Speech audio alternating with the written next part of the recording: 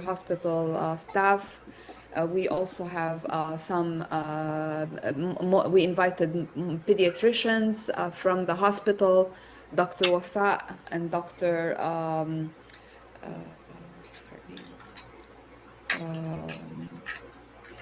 Dr. Wafa and Dr. Rula and Dr. Shireen. Dr. Shireen is an obstetrician.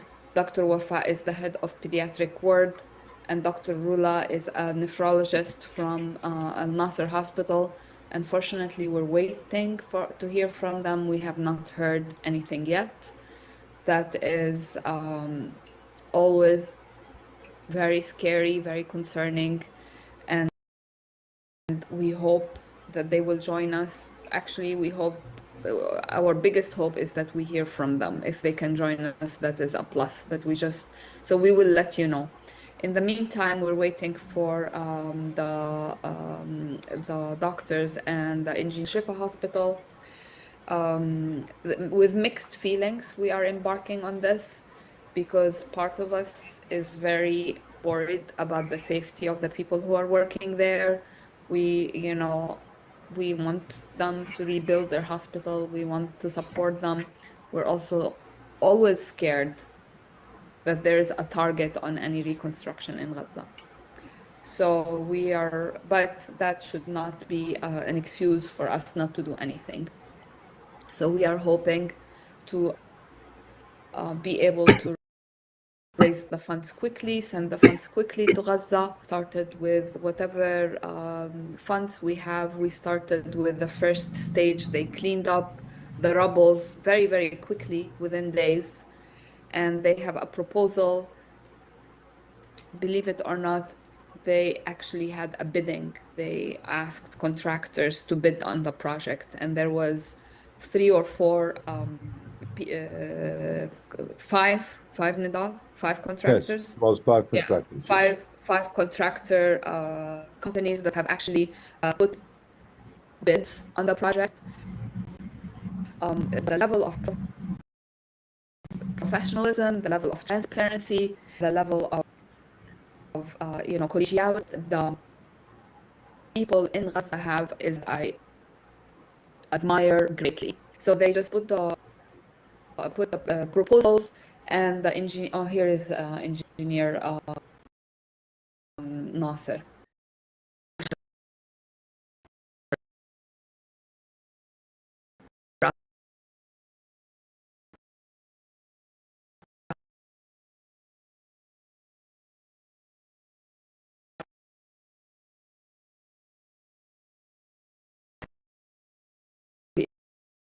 أهلا وسهلا أستاذ.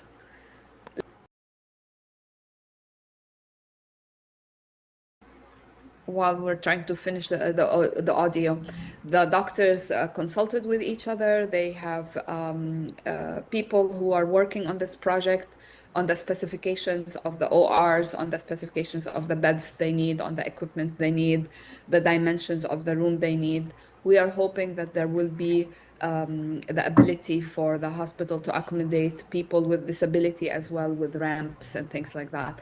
And Ustaz Nasser, once we figure out how to actually hear him, inshallah, will tell us all about it. So Engineer Nasser is one of the بس خليني أسأله سؤال. okay. أنت على الكمبيوتر ولا على التليفون؟ مش سامعين. كمبيوتر ولا تليفون؟ شكله على الكمبيوتر لأنه هذا صورة كمبيوتر مش تليفون.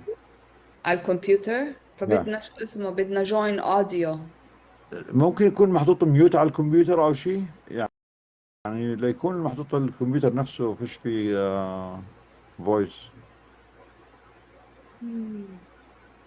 لا طب ممكن من يدخل من ممكن لو فوت من التليفون الموبايل. ممكن يفوت من التليفون لو سمحت أستاذ.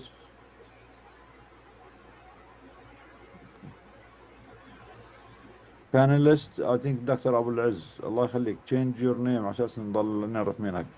Yes. Assalamu alaikum. عليكم السلام. Put your name, الله معلش يخليك. I I'll have don't know my how to secretary do name. it. I don't know. Can you edit for I'll do me, it for you. please? I'll do it for you. Thank دكتور thank you. أشرف، ما هيك أشرف أبو العز؟ Dr. Ashraf Ashraf Abu Abbas. Zaid, Yes. Yes. شكرا.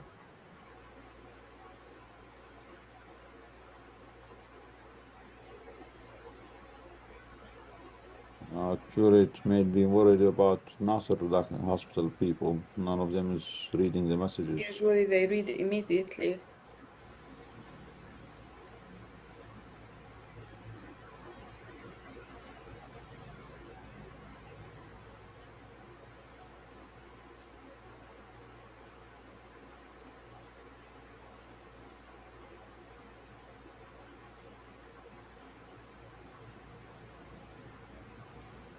Sorry, everyone.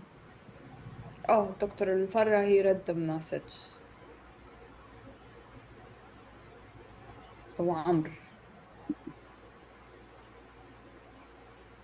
So now at the Shifa hospital, because it's the only place trying to function in the upper half of Gaza, most of the patients are now on the floors, in the hallways, even outside. If you see videos, people are actually outside the hospital with their relatives holding their blood units, their hands hanging in there, because it's very hot in Gaza now. They're trying to use, their hands to kind of make it a little bit easier on their loved ones and injured people, which makes this extension very timely and very urgent. Inshallah, we'll try to do it within the context of few months. The whole hospital itself needs to be rebuilt, but that will take years. For the meantime, according to Dr. Abu Salmiya, who is the chief of the hospital, said the 140 come any sooner because of the great demand. So please help us by donating to this project. It is a major project. This is the biggest project so far that DAG is taking, and it's part of our duty to help the victims of genocide and to rebuild and help our colleagues at least have a place where they can help the victims. They're already sacrificing their life, they're sacrificing their safety, they're sacrificing their list, they're sacrificing their families, and sacrificing everything they have to do what they swore an oath to do. So it's upon us to at least contribute with the financial means to rebuild if we can. Now we have two engineers. سامعيننا؟ Oh, the two engineers are troubleshooting. Excellent. سامعيننا؟ Nidal, in the meantime, I can share the video that was Yes. that we created with the words of solidarity from yes. Yes. And also, can you share the pictures of the project or the proposed project, or do you want to wait for the? Let's I'll wait for wait them. for the Okay. I'll wait Yeah, for the yeah. engineer Share and the video. Share the video. I agree. okay, no worries. Just give me 2 seconds.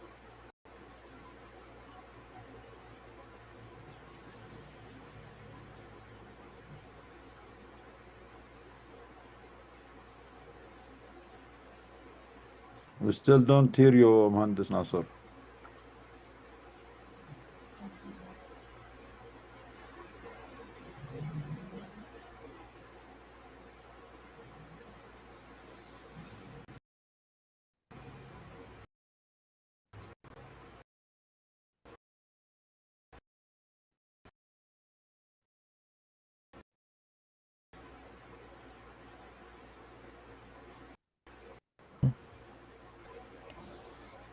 Your commitment to caring and to continuing to practice what's in your heart and to not allow anyone to dehumanize you. I see you. I see your steadfast commitment to humanity and your deep love of your people. كل الأفكار والصلوات عندكم وطمنونا، هينا إحنا هون عم نستنى أخباركم لحظة بلحظة. I am praying for you all. I am so grateful. Just don't have words to say, and I don't know what to say. Please know we think of you every day, and even more on days like this. We cannot imagine ourselves facing the difficulties and suffering you face, but we are strengthened by every way you struggle and by your continued care for your patients and your families. The only thing we can send you through a siege is our voices, our minds, our prayers, and our love. Many of us have never been to Gaza, but we will live there with you until you and your patients and families are safe, until there is justice, until Gaza is rebuilt, until Palestine is free. Please feel our presence and our love all around you in all moments. Models of rights, the carriers and saviors of our nations. بقرأ عليكم ليل ونهار وبنصلي لكم ويعني إن شاء الله يعني كل المصيبة ده pass quickly and we think about you all of the time. So God be with you. ربنا معكم. Our friends, our colleagues at Nasser, that if I could speak love into the wind and have it carried to you now, I would. But words don't reach. الله يكون معاكم ويقويكم يا رب ويرفع راسكم انتوا راسنا. You are breathing life into our work as you face death to live by your oath. As you stay by your patience, the free people of the world, the true healers of the world, stand with you. Your words are our oath, and we will continue to spread them to our last dying breath.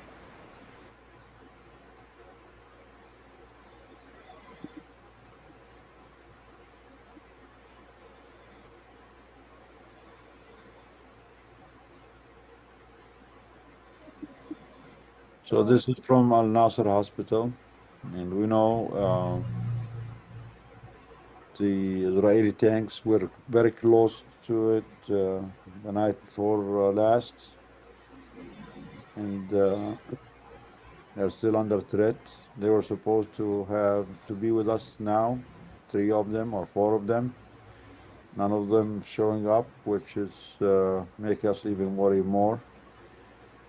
I don't know if the problem is they have problem with connections or they might be dealing with another mass casualty incident or anything on those lines. Let's pray for them and hope they are safe. Our friends at our Shifa are not in much better situation either. Hope to hear from them. We're also trying to connect with our colleague, Paris Afani, the paramedic from the north, who is the head of the EMS services in the north, who lost his son as murder about a couple of months ago. He's also having problem with connections. So we apologize for this, but hopefully it will work soon and we will be able to hear from all of them. They're attacking Khan Yunis. I'm just reading in the news. That's where the hospital is. Hospital there. Massive attacks from the tanks towards the tents of the displaced people in southwest Khan Yunis.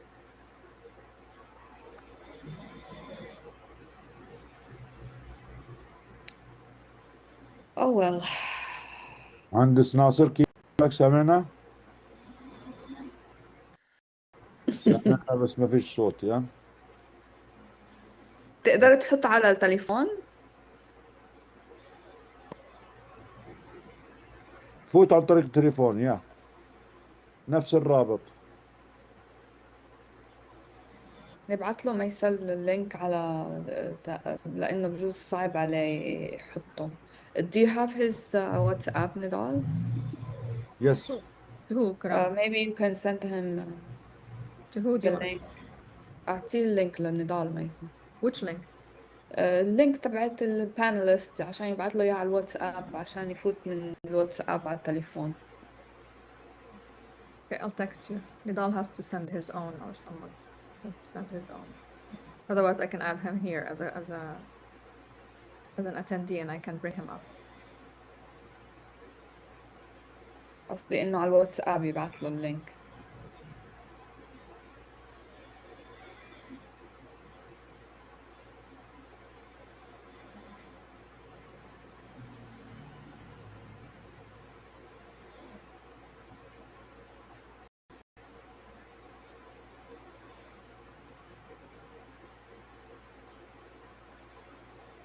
Oh, here, that's his own. This is his link. I sent it. I copied his link. You did? Okay. Yeah, Nidal استعمل the one that I sent you.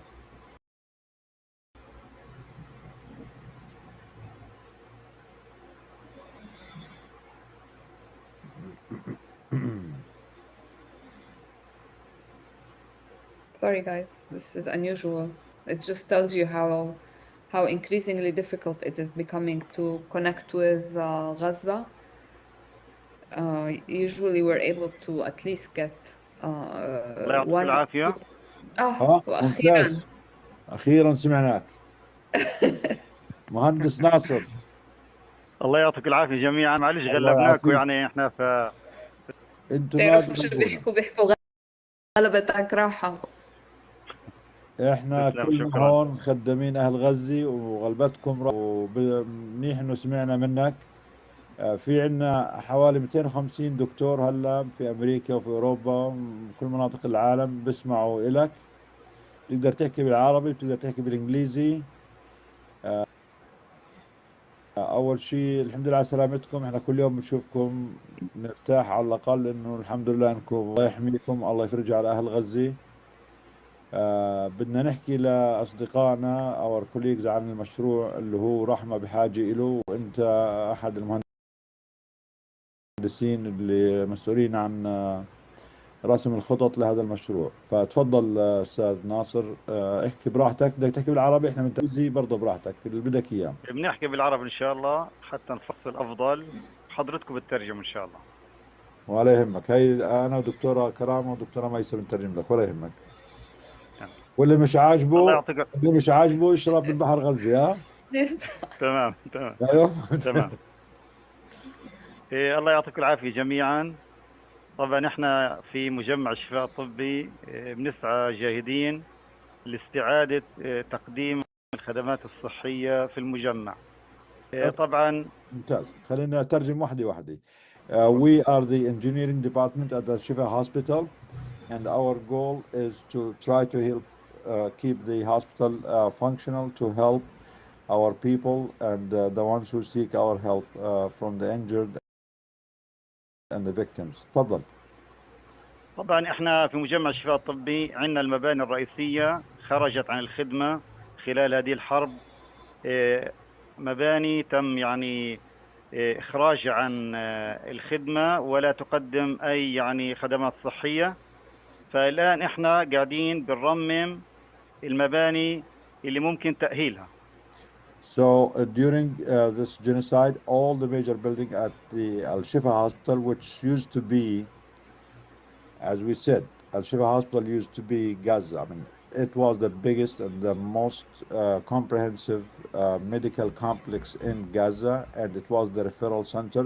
All the major buildings at Shifa Hospital have been taken out of service due to the Israeli bombing and destruction. And what they're trying to do is try to rehabilitate some of the buildings that the destruction is not as extensive, and also do other repairs to help accommodate the victims. تفضل. أسرة المبيت هي اللي بتشكل يعني خطر كبير في مجمع الشفاء الطبي. كانت قبل الحرب 520 سرير مبيت. الآن بعد مشاريع التأهيل اللي جاري إنجازها وأنجزنا يعني الغالبية العظمى منها، استطعنا الوصول إلى 240 سرير مبيت.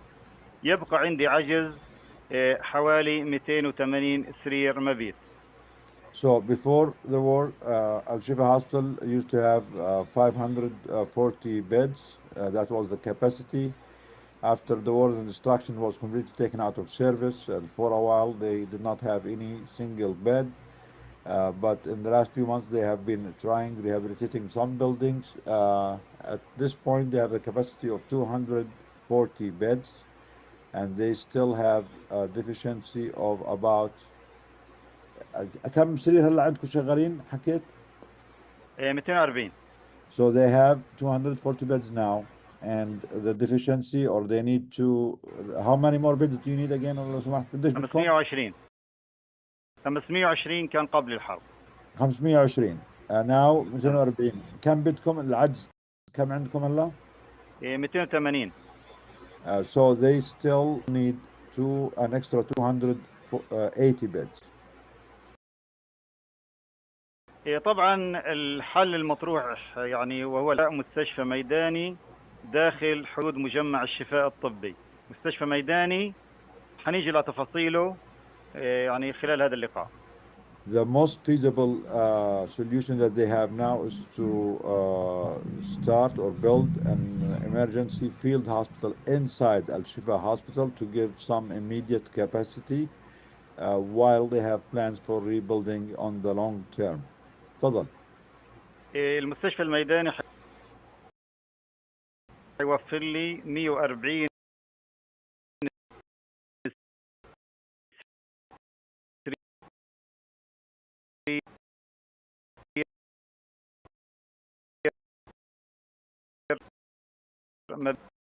مبيت. 140 سرير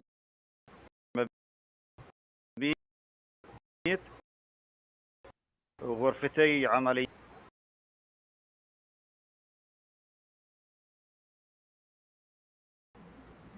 يعتبر حل إسعافي للحد من قلة الأسرة يعني في مجمع الشفاء الطبي، وهو عبارة عن إسعاف يعني عاجل لاستقبال المرضى داخل يعني المستشفى.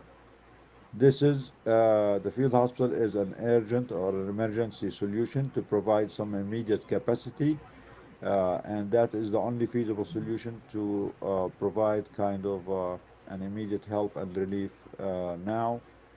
تفضل. طبعا قبل أيام بدأنا يعني مع الدكتور نضال الجبور يعني مشكور بإزالة المعوقات والمباني القديمة الصغيرة التي تعيق إنشاء يعني هذا المستشفى الميداني، وطبعا العمل في هذه المرحلة يشارف على الانتهاء في الأيام القادمة. So we started with the team with Doctors Against Genocide with our colleagues at Al Shifa. As I mentioned, I think it was the end of June we started talking about it. And the first phase was removing two buildings that are damaged, almost totally damaged there and on the grounds of the hospital. One of them is the thalassemia building. What's the name of the two buildings there? تلاسيميا and هندسة الصيانة. The thalassemia building ومبنى الهندسة والصيانة. and the design and engineering building. Engineering and maintenance. So these two buildings were completely damaged. So the plan, phase one, was to remove these two buildings, the SEMA building, the engineering and maintenance building, and the phase one of this already started with your help, all of you. Thank God we did have available funds at Doctors Against Genocide to start this phase, and we started that, I think, July 1st or 2nd. We're almost about to be done with this phase, and the engineers Nasser and his colleagues are working on طبعا احنا عشان نستطيع انجاز هذا المشروع قسمنا له 3 مراحل. المرحله الاولى مرحله ازاله المباني القديمه. المرحله الثانيه حنحقق يعني الجزء الكبير من هذه الاسره، تمام. والمرحله الثالثه اللي هو تكمله ال 140 سرير. اتفضل اخ ناصر كمان مرة. المشروع قسمناه ل3 مراحل من باب التسهيل والحصول على التمويل المناسب لإنجاز هذا المشروع. المرحلة الأولى كانت مرحلة الإزالة. المرحلة الثانية اللي احنا يعني في هذا اللقاء الطيب نسعى جاهدين انكم توفروا لها الدعم الكافي اللي هو مرحلة 80 سرير مبيت، ومن ثم المرحلة الثالثة اللي هو 60 سرير مبيت. So for convenience, the project was divided into 3 phases. Phase 1 was removing the existing damaged structures. Phase 2 which is we are discussing today, and we are hoping to get the funds to do this phase today, which is the building of an 80 bed west wing, and phase three will be the additional 60 beds on the east side of the hospital. Karama, can you please translate while I'm trying to connect with Mr. Afani لو سمحت? Sure, yeah. استاذ كمان استاذ ناصر الصور اللي بعت لنا اياهم ممكن احطهم على الشاشة عشان تشرح اوكي ماشي. تفضل تفضل.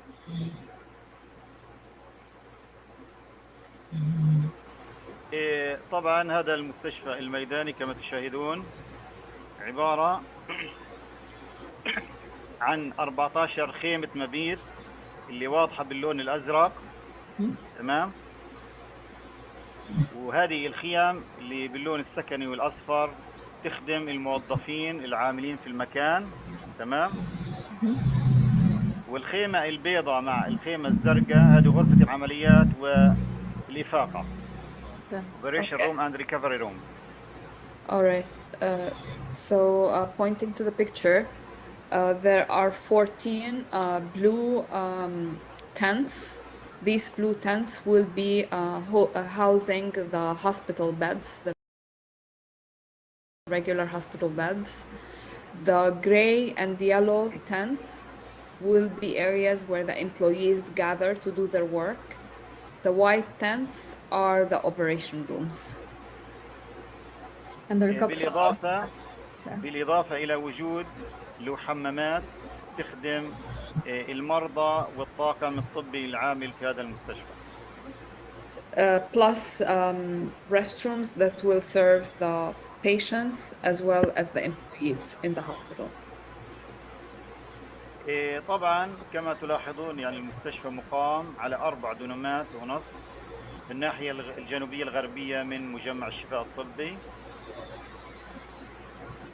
The hospital is on 4 dunams of land and it's in the southwest area of the hospital itself. طبعا هذا الأمر بيتطلب وجود بنى تحتية تخدم هذا المستشفى الميداني. This needs infrastructure that will serve this field hospital. بتشمل خطوط مياه، خطوط كهرباء، خطوط صرف صحي. And this includes electricity, water and sewage lines. بالإضافة إلى وجود عناصر خرسانية وتبليط كافة الأرضية. In addition to steel structures and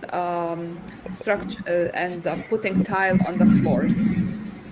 بالإضافة لوجود اللي هو سور من الشبك لضبط حركة المترددين على المستشفى. As well as building a fence around the structure to control movement from and out of the complex. هذه مكونات المستشفى، وأهمية المستشفى تكمن في التخفيف يعني من الاكتظاظ اللي موجود في مجمع الشفاء الطبي. In summary, this is why this project is very important. It will give the opportunity to decrease the crowding in the main hospital and gives more space for patients and for hospital staffs to work. فهذا يعني يكمن في إنه أفضل حل من ناحية السرعة لتحقيق هذا الأمر وتحقيق إسعاف في عدد اللي هو أسرة المبيت والعجز الموجود داخل مستشفى الشفاء. This is important because it will give a quick solution for the decompression of the crowdedness in the main hospital. These structures are quick to build and also a lot cheaper than building an actual hospital building. طبعا احنا راعينا وجود مسافات كافية بين خيام المرضى لتحقيق حركة مريحة للطاقم الطبي وللمرضى. We paid special attention to spaces between the structures in order to make movement of patients and employees around these tents easy. طبعا هذه يعني هي مكونات المستشفى كما ذكرنا، واحنا جاهزين لاي توضيح يعني ممكن ان يطرح. This is basically what the project is about, and engineer here is ready to answer any questions as needed. So في إجانا كم من سؤال على ال على الشات. طبعا أهم إشي إنه bombing has to stop. Yes, we know bombing has to stop. We have been trying to work on that tirelessly by all kinds of advocacy, and the bombing absolutely has to stop. But the people in Gaza still need a functioning hospital despite the bombing. So we will try to build this and give it to help them build it as much as possible. How do we donate to the rebuilding? There's a link, Zafi link, that we are putting repeatedly in the chat. How will the field hospital cope with the lack of fuel and electricity? I will ask this question. كيف المستشفى رح يتعامل مع قلة البنزين السولار وقلة الكهرباء؟ حيتعامل نفس التعامل اللي موجود في المباني القائمة، يعني نفس التعامل ما يخضع له المباني القادمة الموجودة سيخضع له ايش بقى إنشاء هذا المستشفى. So it will be the same issue that the main hospital is dealing with. Whatever comes to the main hospital will come to the field hospital that is next to it. I think, even before the war, the Gaza was getting electricity only 4 hours per day. So the people in Gaza are used to using solar panels, used to using a lot less energy than what we think is acceptable. بس كنت عم بحكي إنه حتى من قبل الحرب أستاذ ناصر، غزة ما كان يجيها كفاية كهرباء وكفاية بنزين، فيعني الناس متعودين إنهم يستعملوا العجز في الكهرباء يعني موجود من 2006 حتى اليوم يعني في قطاع غزة. فإنه في سرعة تصرف بقلة موارد، مزبوط؟ صحيح. So there is this culture of do more with less in Gaza that will be employed in this hospital, in all the other hospitals, in the tents, and everywhere else that Gazans exist. سؤال تاني، قديش رح ياخد وقت بناية المستشفى، بناية هذا المشروع من أوله لآخره؟ يعني خلينا نقول يعني من شهرين ماكسيمم 3، يعني شهرين ل3.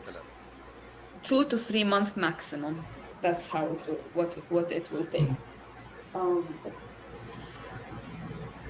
طبعا المشروع مستعجل، مش شغلة سهلة.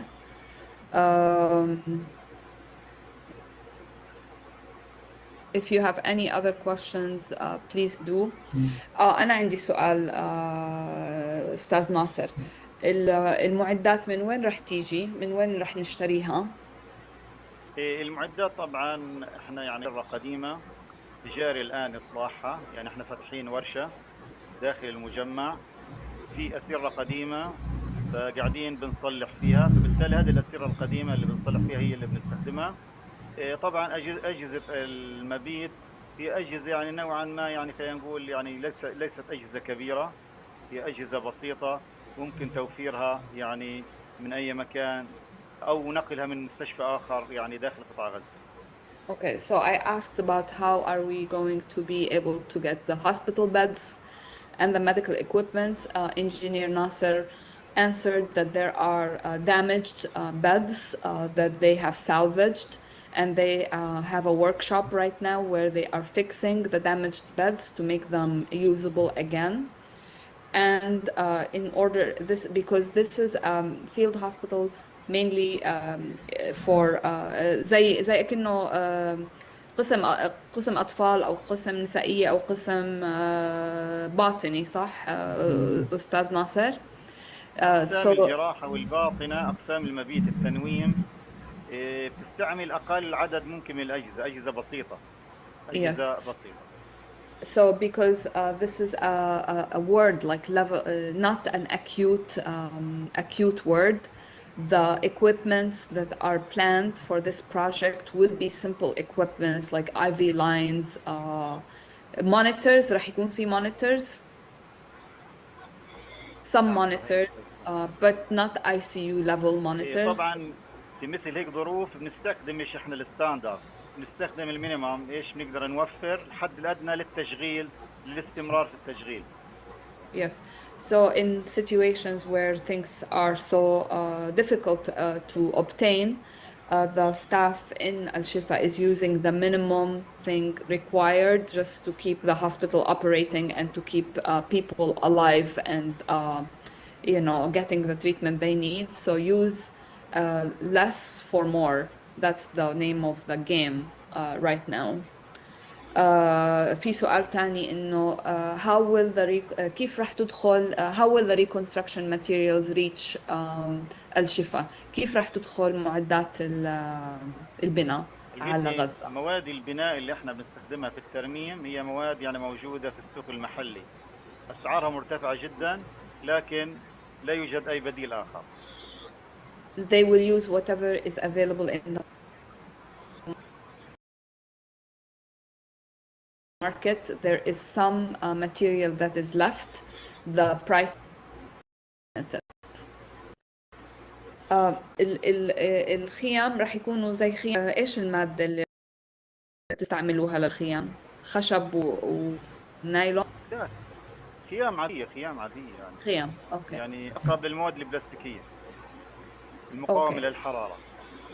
So the material that is being used for the tents that we saw in the pictures are tents, very hard, very ايش الكلمة بالإنجليزي? Very durable tents that are resistant to heat. And they will try to get this done as much as possible.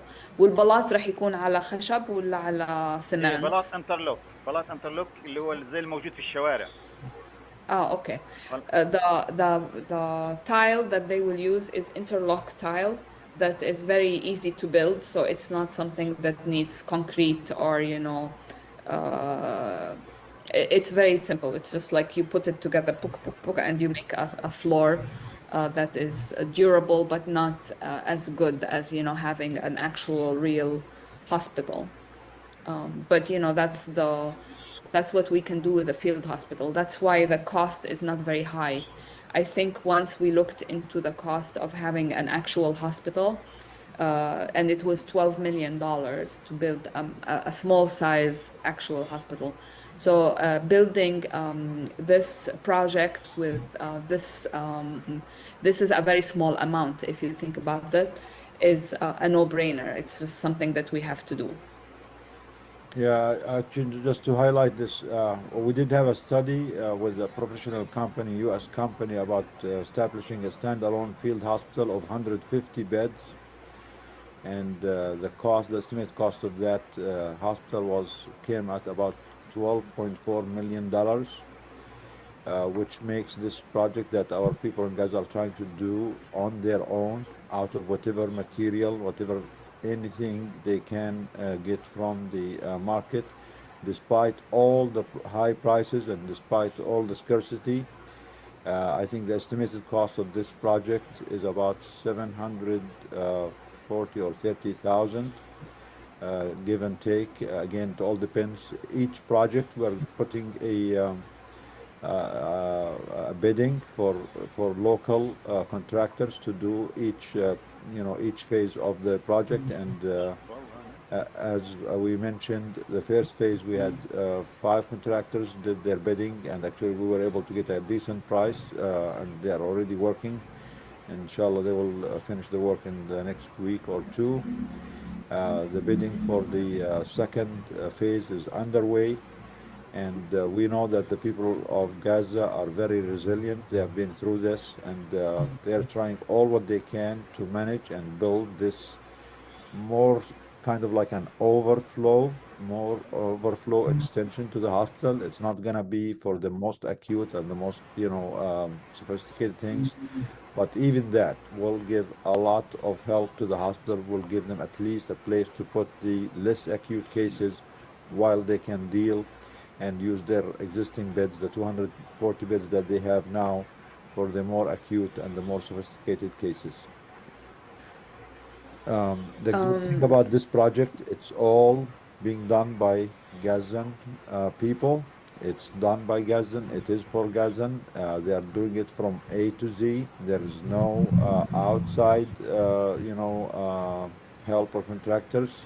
They trusted us at Doctors Against Genocide, our members here, our colleagues, our supporters, just to prove that DAG is not just about talk, that we can also rebuild, we can help our people in tangible way, and we trust you all to help our people in Gaza, starting with Al Shifa Hospital. There are projects that are planned for Al Nasser Hospital at a smaller scale for now. But this one, the need for this project is the most urgent now because, as we mentioned, the three major hospitals in the north of Gaza, Al Auda, Kamal Adwan, Indonesia, have been all damaged and destroyed, completely out of service, non-functional, which puts Al Shifa as the main hospital in the north offering services. We also have Al Ahli Hospital, the Mahmadani Hospital, which is a smaller hospital of, I think, about 200 beds. But that alone, with the 240 beds of the Shifa, are not enough, because we know the bombing has been intensifying lately, and incidents of mass casualties are happening every day all over Gaza, in the north, in the south, in the middle. And this is the time where they need these the most. Yeah, Nidal, remember when we were actually at a meeting more than a year ago for rebuilding Gaza and just looking at projects. And at that time, the USAID was still in business. And the people, how it works in humanitarian areas is that, for example, USAID, you had to use American contractors. And the prices that were given to us for that were astronomical. It was just so expensive to do it, and they wanted to get the field hospitals from Texas or from somewhere else. And it would have been not just 1 million. It would have been many, many, many millions, and they had to have a certain profit margin to get to the aid in. So this is really a very Gaza-centric project that, inshallah, will rely on the strong arms of the Gaza workers and whatever they salvage inside Gaza.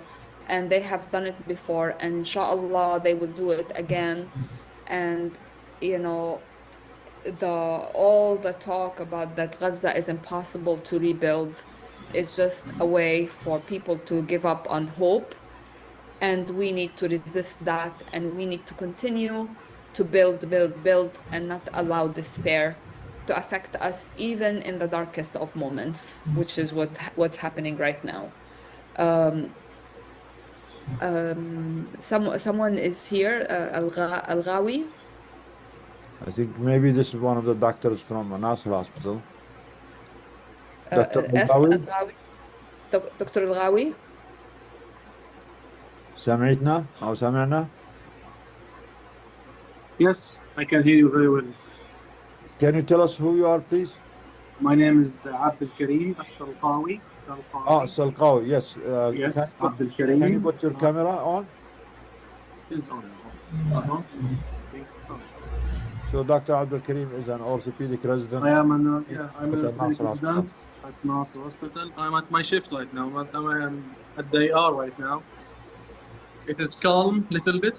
It's calmer than hours ago because hours ago the tanks progressed again in an area near Nasser Hospital to the west of Nasser, like half a kilo, 1 kilometer to the west of Nasser. They retreated yesterday, but surprisingly they came they came again today, like hours ago, at the same site. They were here yesterday or the day before yesterday, and they start shooting. Luckily, no one was injured. Only few injured people came, but we continue to receive injuries from other sites. Drones attack mainly, and some other missiles attack. We received tens of martyrs, and alhamdulillah, we were able to deal with them. Some of them were martyred, lost their lives because mainly of vascular injuries, and some of them are at the OT right now. So now it's under control, but we are anticipating more attacks and more injuries, more casualties to come, because the tanks are not so far from the hospital, and there is a concerns from the staff that the tanks might invade or surround the hospital at any time, and then no one will expect what will happen to the staff. Either they will arrested or they might get, I don't know what to say, but this is the main concern here right now.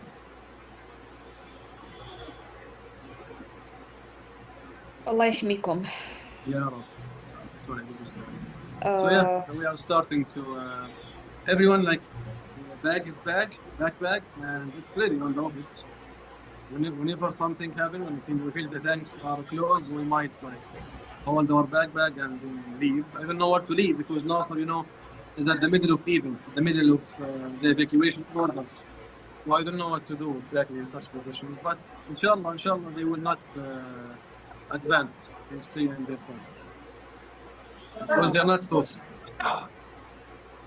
يعني all eyes on Nasser. We are Exactly. يعني watching everything. We are waiting for every small piece of news from you, and we know it's very difficult. It's very difficult for us to watch you and not do anything. It's very difficult for. It is difficult. It is difficult. It's just it's frustrating. It's humiliating. I cannot say enough how This is difficult. the AR right now. It's so busy AR, but still it's under control until these bits have finished inside because where to admit them. There is no places in the hospital. Yeah. دكتور سلقاوي دكتور سلقاوي. I think his connection is weak. If he starts moving between the beds, he might lose the connection. But it's okay, we'll wait for him. Yeah, I wanted to ask him what specialty he is and ask him about Dr. Al-Farra. Inshallah, he will come back. I'm trying to contact Dr. Al-Farra. I'm really worried about him. He's usually here. Okay.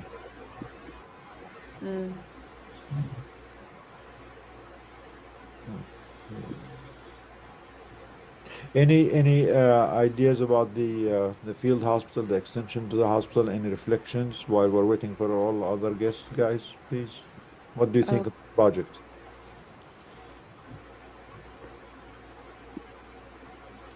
I think it's a very important and absolutely necessary project, and I think we should, especially because it will be done within a month or two. It's very doable, and I think the engineer answered all our questions about where to get the material, where to get the how to deal with the fuel shortage. A lot of the time the hospitals are working without fuel, so we know that. And it's just sometimes you need to hydrate patients, so you have to have IV fluids. For that you can do that manually. to give medications, to give antibiotics, to stabilize airways. We can do a lot as a medical professionals with very little if we have to. In the West, we're very used to having everything to the degree where we are completely paralyzed when we do not have the right size syringe or the right size IV. But in disaster medicine or when there is a catastrophic situation, one has to do with what can be done. And I think as the doctors can teach us how to do that. Inshallah, they will be the leaders on how to deal with saving lives under very accentuating circumstances. دكتور Dr. عبد Sarkar is here, yeah. دكتور عبد الكريم احكي لنا ايش السبيشالتي تبعتك؟ What's your specialty? My specialty, I'm an orthopedic resident. I am You're what? my third year resident. Third year resident. Orthopedics, okay. Can you hear me? Is my voice clear? We can hear you. It cuts off a little bit, but if you speak slowly, we can hear you. Dr. Abdul Karim is a friend of Dr. Brennan. I think they knew each other. They worked together when she went to Gaza. So Dr. Brennan, please talk to us. Talk to Dr. Abdul Karim. You know him better than us. Thank you for making the connection is bad, so that's why it's all Dr. Brennan's fault. Your friend, she's the one who's making the connections harder. Do you know Dr. Brennan?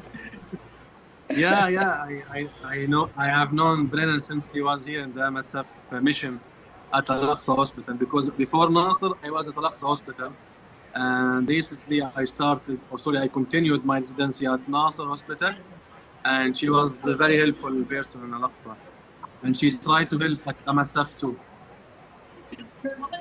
I am at my third year residency. 5 دقائق بس. 5 دقائق عشان تبدا العمليات. 5 دقائق. شاف عبد الرحمن. مين عبد الرحمن؟ هيطلع عمليات. احنا بلغناه في عمليات. Dr. Abdel Karim, just please give our wishes Yes. to all of the team at Nasser that we are praying for them and hoping and thinking of them all the time and doing everything we can to stop this genocide from here. Thank you. We hope that you stay safe. Inshallah. You're an excellent physician, and I know your colleagues are all. It's incredible that you're working to continue your training and working even in these circumstances. I have to, because many, as you know, many orthopedists were injured, were killed, were arrested, and unfortunately, some of them were displaced outside Gaza. So we are at shortage. We need more orthopedists. So we have to, for junior doctors, we have to learn, we have to advance in our training and to be able to operate and put the medical management plan, because we have to do that. We don't have the luxury or options to choose whether to stay without training or without the necessary education. So we have to keep training, we have to keep educating ourselves. Because Gaza needs orthopedists the most, need plastic surgery the most, need vascular surgeon the most, more than any other doctors. So there is no luxury to stay away and step aside without advancing your knowledge or advancing your skills. This is a must, not an option. This is the difference in such circumstances, and we are doing it. We don't complain. So as a resident, you are faced to do surgeries all by yourself? Not by myself. I still need assistant and like a supervisor with me in the operation theater, but almost the whole surgery I can do it myself, but still I need a senior doctor near me. But inshallah after this year I will be able to do it myself. Allah يعطيك ألف عافية. How come your English is so good? Where did you get this English from? It's not that good. I'm trying to be. It's not that good. Well, it's but, better than mine, man. I've been in the United States for 25 years. You speak better than me. Have you ever been out of Gaza? Never. I have been never outside Gaza. Once You have never been outside of Gaza. You speak this English. Once I visited Mecca once 2 years ago because of Umrah, and this is the only time I left Gaza. I don't think they the speak whole of good my English. life. I don't think they speak good English in Mecca, but I think it's all yours. I mean, you're amazing, guys. Thank you. This is a thing I have to appreciate you. Thank you, sir. I much appreciate it. And we all know But that. we have. Here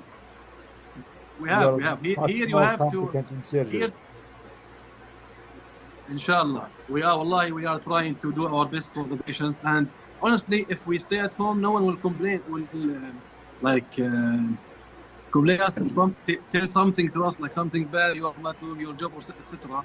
But we have to be here. Like I'm from Deir al-Balah. Deir al-Balah is a city to the northern of Khan Yunis, and the way is not that safe. When you come to hospital daily, using the bus, the Amwatch, it's not easy to come through an evacuation orders area. We are passing through an evacuated area, passing through a red zone area. So we are literally risking our lives when we are coming to work daily. But I don't know where we can get this confidence, I mean, if I can say so, to come to work daily, to function normally, to function, alhamdulillah, with high skills, high knowledge, and to do more than 30 surgeries per day, to manage the ER, the busiest ER, to take care of the patients inward, and then back to our homes, taking care of our families, filling water, collecting wood for the fire, and then go back to the hospital. And we are trying to function normally, trying to stay in our full fit of mind. Abdul Karim, you are getting at least one major mass casualty incident every day at Nasser Hospital in the last few months. If you say one, you are not like giving the whole picture. No, one is not fair number. We at least minimally daily we receive 3 to 5 mass casualty events.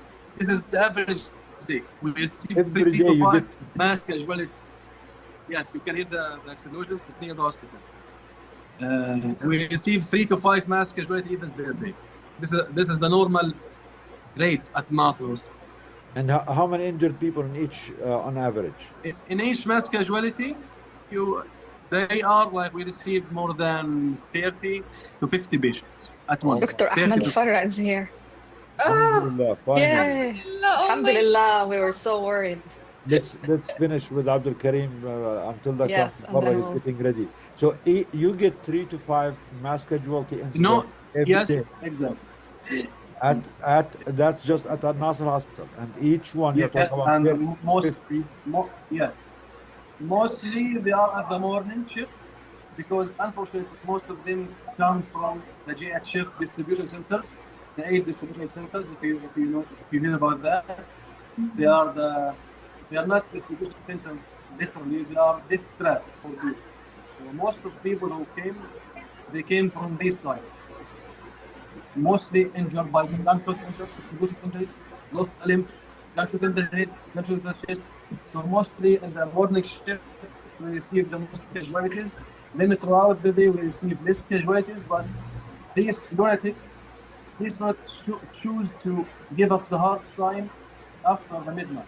So they attack before dawn, before sleep. At 2 a.m. we receive other messages.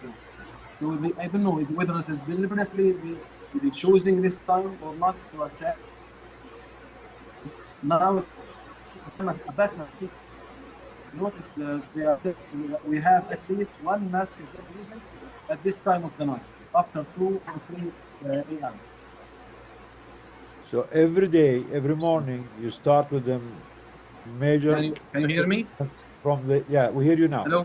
Every morning you start with the mass casualty incidents from the Gaza, what's so-called humanitarian foundation. That's every morning.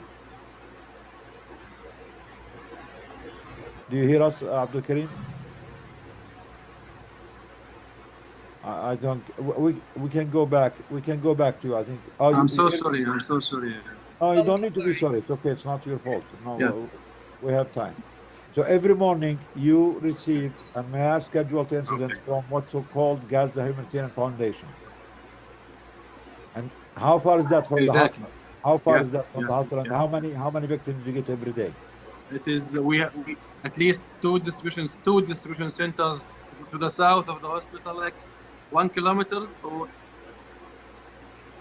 it is 1 kilometer or 2 kilometers away from the hospital, and we receive from these death traps, we receive at least daily from 20 to 25 martyrs and 10 injured people, tens daily at Nasr. What do you mean This is 10? at Like Nasr only. ten? Al-Aqsa, You they have mean the what? same 100 pattern. or They have the same rate hundreds numbers. or how much? When you say tens, like you receive about 20 to 30 murdered people and No, about not hundreds. No, not hundreds. Murdered people, marked people, like from 20 to 30 on average. And is you can say that 40 to 50 injuries per 40 day. to 50 injuries every day, and that's just This is at Nasr only. Just Nasr only. Wow. Wow. Yeah, exactly. From the jihad chef centers. That's not I'm humanitarian aid. not counting the other injuries came. No, it's not. And it's not. And lately, the biggest concern here in Gaza Hospital is we are running out of resources because we use most of resources, the grid bandage, the gauze, the normal saline, etc., to deal with such patients. Because we receive 50 or 40 patients per day, sorry, at mass casualty, and all of them needs to be stabilized, to take fluids, to take antibiotics, to receive like gauze, grid bandages, etc.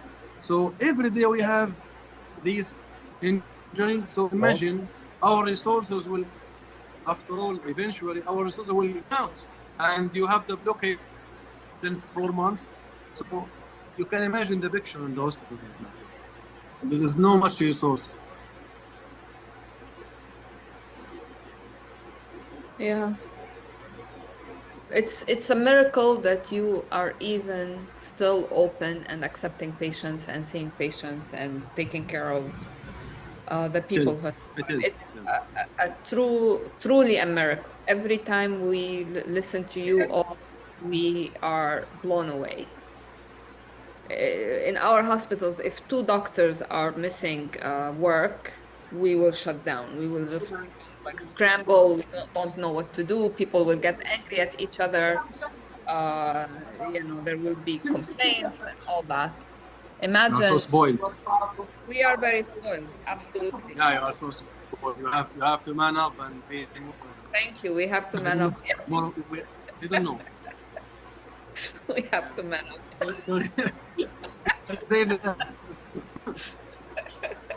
Say that, man. You're funny. You're funny. Yeah.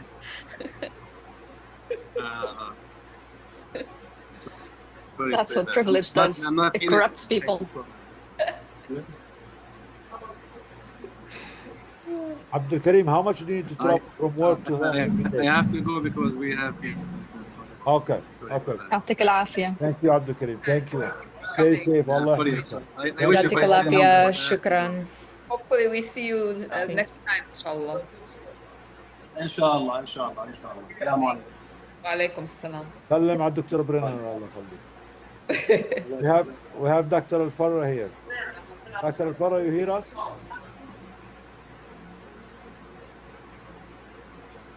السلام عليكم.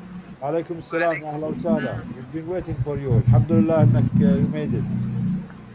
My friend, it's يعني no words, no letters can express our feeling to when we join our brothers and sisters, Dr. Nidal, Dr. Karama, Dr. Maysa. I told my son Muhammad, he sit beside me. I told him even their names gives us the optimism and the desired hope. Dr. Ahmad, Karama. Can you put on the camera? I want to meet your son, please. Can we see you? Okay. اوكي بدي اشوفك.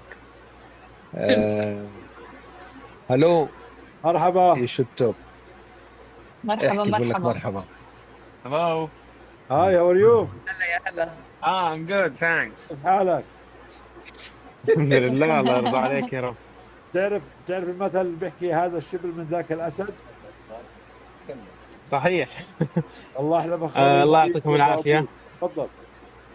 No, no. I'm the one who have to send the regards to the true fighters who are the doctors who've been suffering for the past 2 years actually in the hospitals. And we can see, I mean, I can express how pleasure it is and how honored I am now to speak in this place. And from this place, I would really love to thank the doctors and the true fighters, as I said before.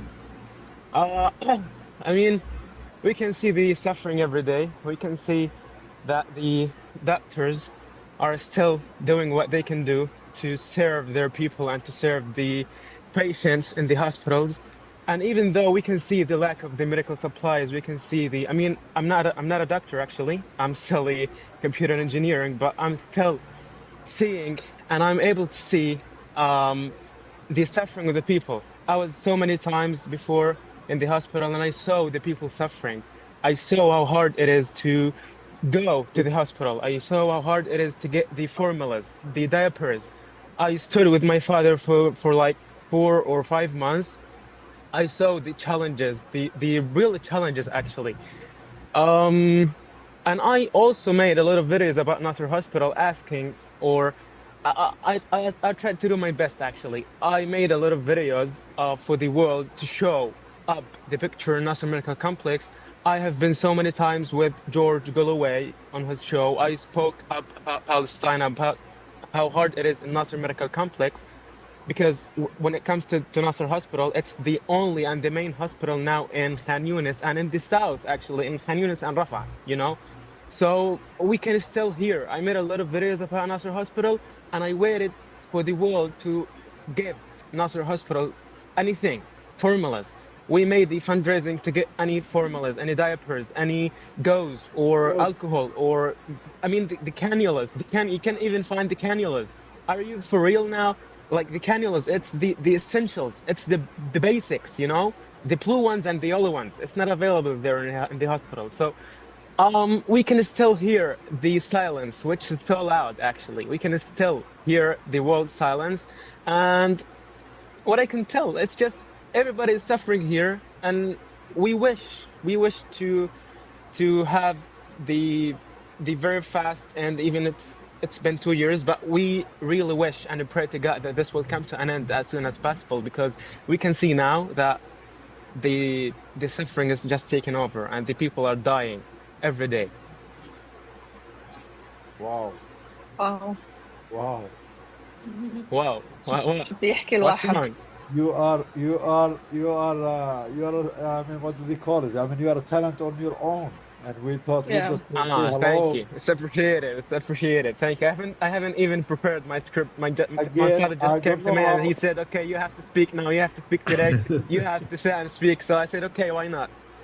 I really think still the best English in the world is the English that's spoken by the people of Gaza. We are amazed with every single one of you guys. And please, Ahmad, Muhammad, صحيح. Yes, that's right. Muhammad, we need all your videos. We need all your work. And we want you on our webinar every week. Anything you have Of every week, course. consider it Of your course. platform. Anything you have to share every week. Of course, your dad is our ambassador now in Gaza. But Mhm. consider yourself also. This is yours every week, please. If anything you have to share, we're here. We want to hear from you. And we're sorry that the world failed you, failed Gaza. And as you said, it's been 2 years. It's Too long. fine. God is there. Have never Allah is happened. there always. Exactly. It should have never happened. Gaza should never have been under siege for 20 years. Gaza should have never been occupied for 75 years. You and the people of Gaza should have never been in Gaza to start with. You should be living in your hometowns. I don't know where are you from, Muhammad, originally? Yafa. Exactly. Yeah, my father We should always be says talking to so. you from Yafa, from the beaches. We should be going to Yeah, spend exactly. the summers with When I you in Yafa. So all this Yeah, you know, injustice is just compound, keep getting worse. But with strong people like you, strong voices like you, and with all people of conscience in the world, all the people are supporting justice, the truth, and support Palestine. Inshallah, we will make this happen, and we only have ourselves to unite, to amplify our voices. We are honored to have you. I mean, you are a big surprise, honestly. I mean, it's my for honor everyone, actually. No, this it's was my not honor. staged. It's so This appreciated. was not staged. We didn't know Dr. Ahmed has a son. We didn't know his son I is didn't this know though. this strong. It just It happened was a by surprise for chance. me as well, actually. But I mean, honestly, you continue to amaze us, people of Gaza. You continue to amaze us every day. Thank you so We are much. You honored know, to. Thank you speaking so about much. Yafa, I said you're welcome. I'm so sorry for the interruption, but speaking about Yafa, I have to go back to this point because whenever I go to my father and tell him, okay, what's the next step? I mean, after the genocide ends, inshallah, we hope so. After the genocide ends, what we will do in Gaza? Can we? I mean, we will have a chance to leave Gaza. Where do you wish to go for any hospital in the world, in Qatar or in the UK or anything else? What are you thinking about? He said, no. You know what, son? We have to go to Yafa. I think one day we will Oh, work in the hospitals in Yafa. He's not leaving. He's not leaving. He's saying that I mean, he believes that one day, inshallah, and we believe that this day is going to be sooner than ever, actually, but we think that we will get back to our homes, to our original home. So, And it's not a wish, inshallah. Muhammad. It's not a wish. It's not a wish, please. Yeah, And it is your right. It is our right. We are not demanding anything that exactly. does not belong to us. This is our land, our homes, and we should go back. We are so honored to have Exactly. you. Please share your email with your dad in the WhatsApp, and we Yeah, of want you to course. be a regular presence in our webinars. We want to hear your perspective outside of the medical community as an engineer. We want to introduce you to Ribhi. He's Dr. Karam's son, who is also a computer engineer. And Hmm. we want you to connect and work together because you, the new generation, are, mashallah, so smart and so competent. Oh, thank you We so need much. all the help you can offer, inshallah. And And you Yeah, know, thank you so much. everyone is putting comments how amazing it is to see you, how lovely your dad is. Everyone's keeping you Mm. in the prayers, and they want to know the social media handles of you. So if you, what do you have, Instagram, or do you have I do actually. I have so many things. So like I'm still a fresher actually. I'm 19 years old, 20 years old almost. But what I'm doing now is I have my charity. It's a non-profit and I'm a volunteer. I I'm just trying to give hope all the time. Whenever I can give hope, I just go and give hope. So I'm running my charity now. It's United for Gaza. Alhamdulillah, we were able to United fundraise for like Gaza? United for Gaza. Okay. yeah, United for Gaza. Yeah, we have like we've been able to fundraise around $1 million now in I mean total, and alhamdulillah, we're still providing the people with the clean water every day, the tents, the toilets, and the food, and the daily used water, aka the salt water, and it's really amazing when you can see the people. I mean, the smiles on their faces, like you can see the people are happy. I mean, what they have been through is not easy, of course, but when you can give hope, I mean, I can remember this kid. He lost his parents. He lost his family, his entire family. He was like, I think, 7 or 8 years old. He didn't even know how hard it is to lose someone from his family because he's just a kid. So I can still remember when we gave him a tent and we gave him a cash money, even though I couldn't give him more because anything I will ever give him, it's not gonna pay back his parents. It's not gonna pay his anger, because he lost everything. So even though we can see the people's smiles, which is why we will always be there for the people. We will always still keep hope alive. I mean, of course, the people. I mean, they have lost everything, but we can still. I mean, the people of Gaza has to stay united to serve each others, because we can see what the world did with us. I mean, it's just silence. So we, the people of Gaza, we have to stay connected and united. I believe this is the first thing until Amazing. the victory comes. Do you have the link? We can share it with the audience. إذا عندك Of اللينك course, ابعت لنا yeah. إياه. Yeah, of course, I do.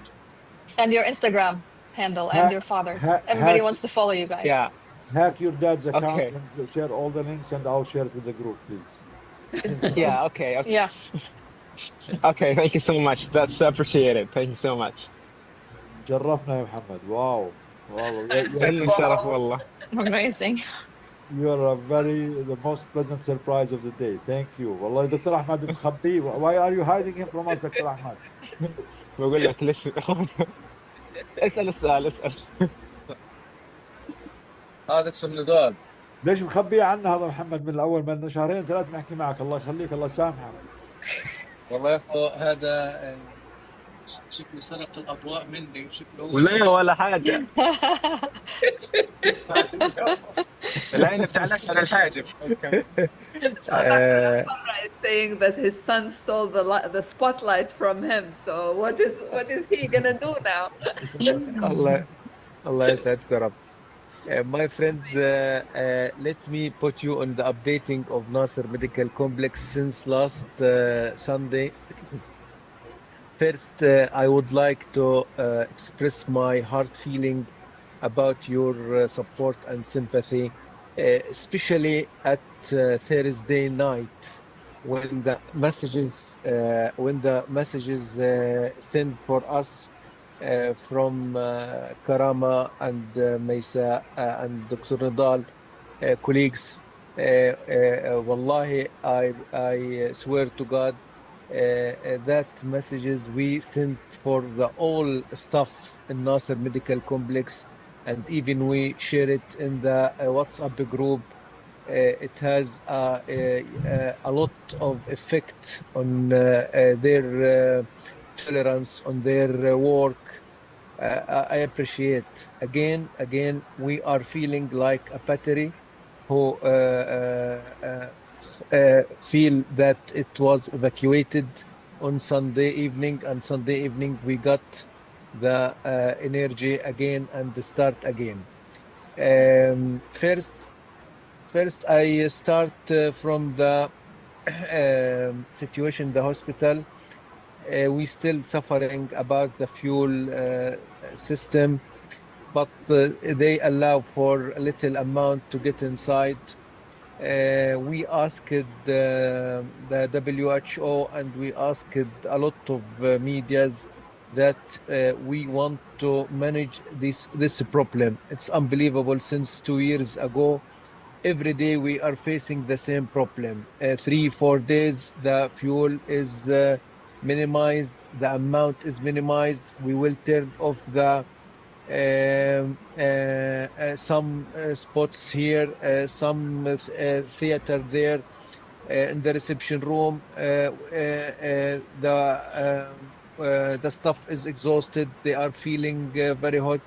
The incubator will be cut off the electricity. So electricity is not something that they give us as a gift.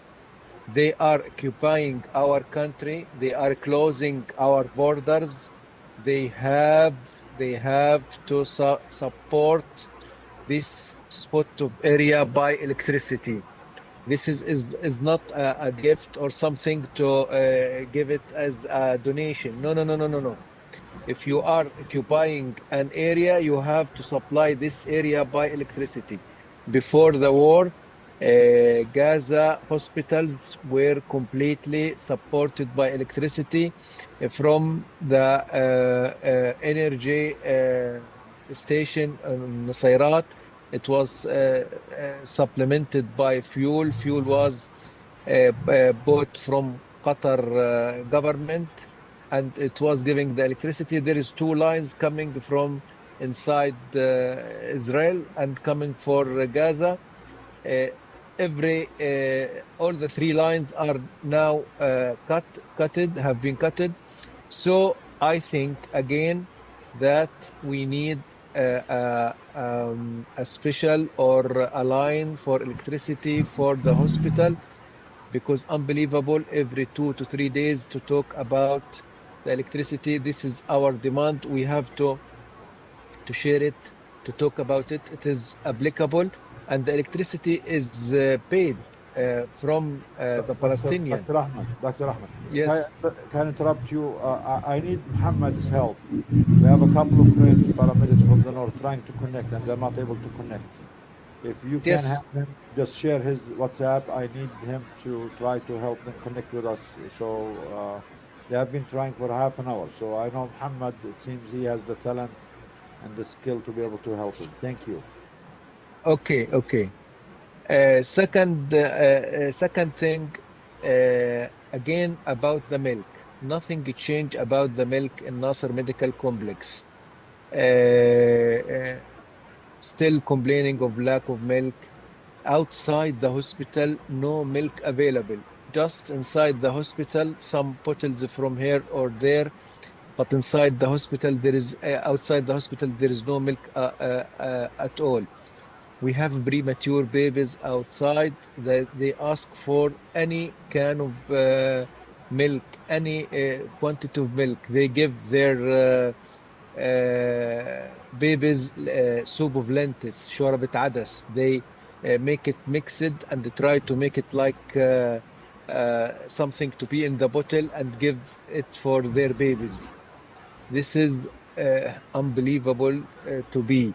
Milk is not available again. Just we have a little cans in the hospitals. About the humanitarian aid,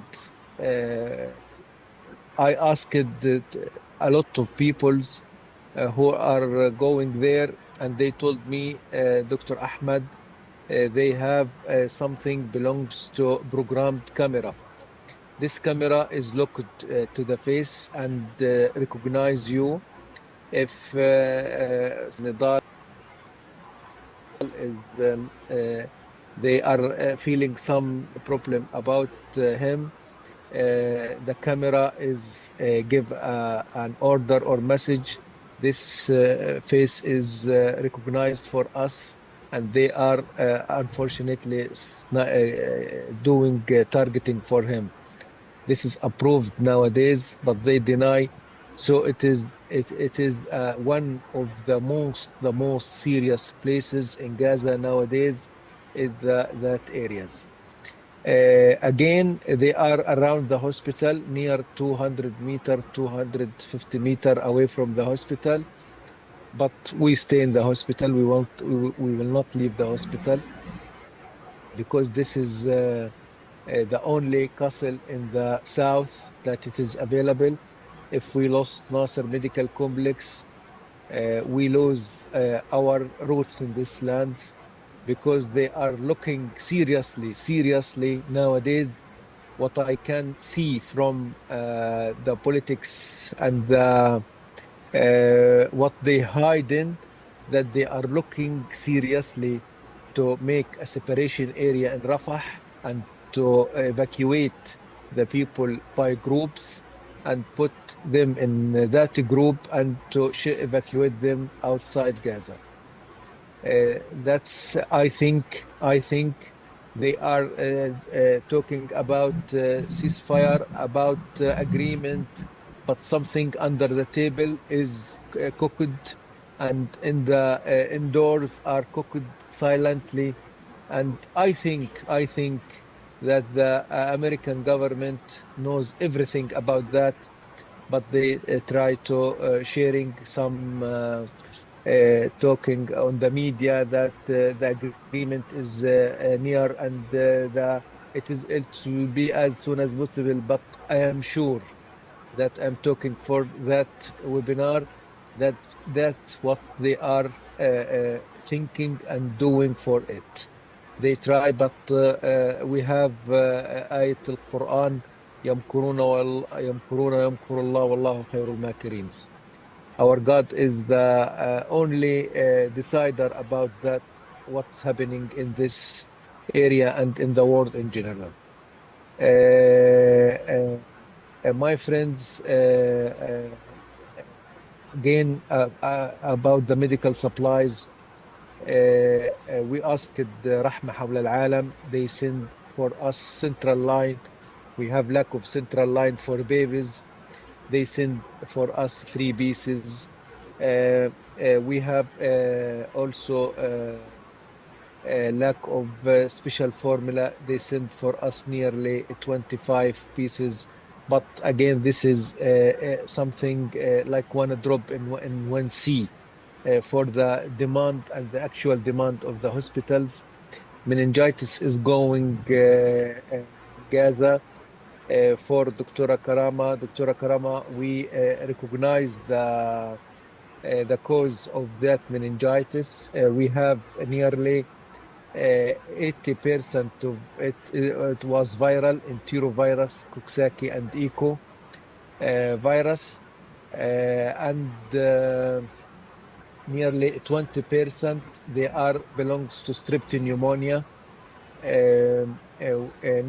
Now, because the overcrowdedness in the hospital, we try to evacuate nearly 20 to 25 patients who already diagnosed as meningitis, and we send them outside the hospital to Al Khair Hospital.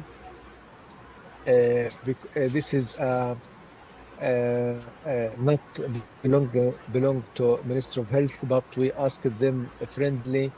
It was free, so something to minimize the overcrowding in our hospitals. This is the updating about the hospital. Outside the hospital, still there is something unbelievable about the starvation. Dr. Nidal, and for everyone, we have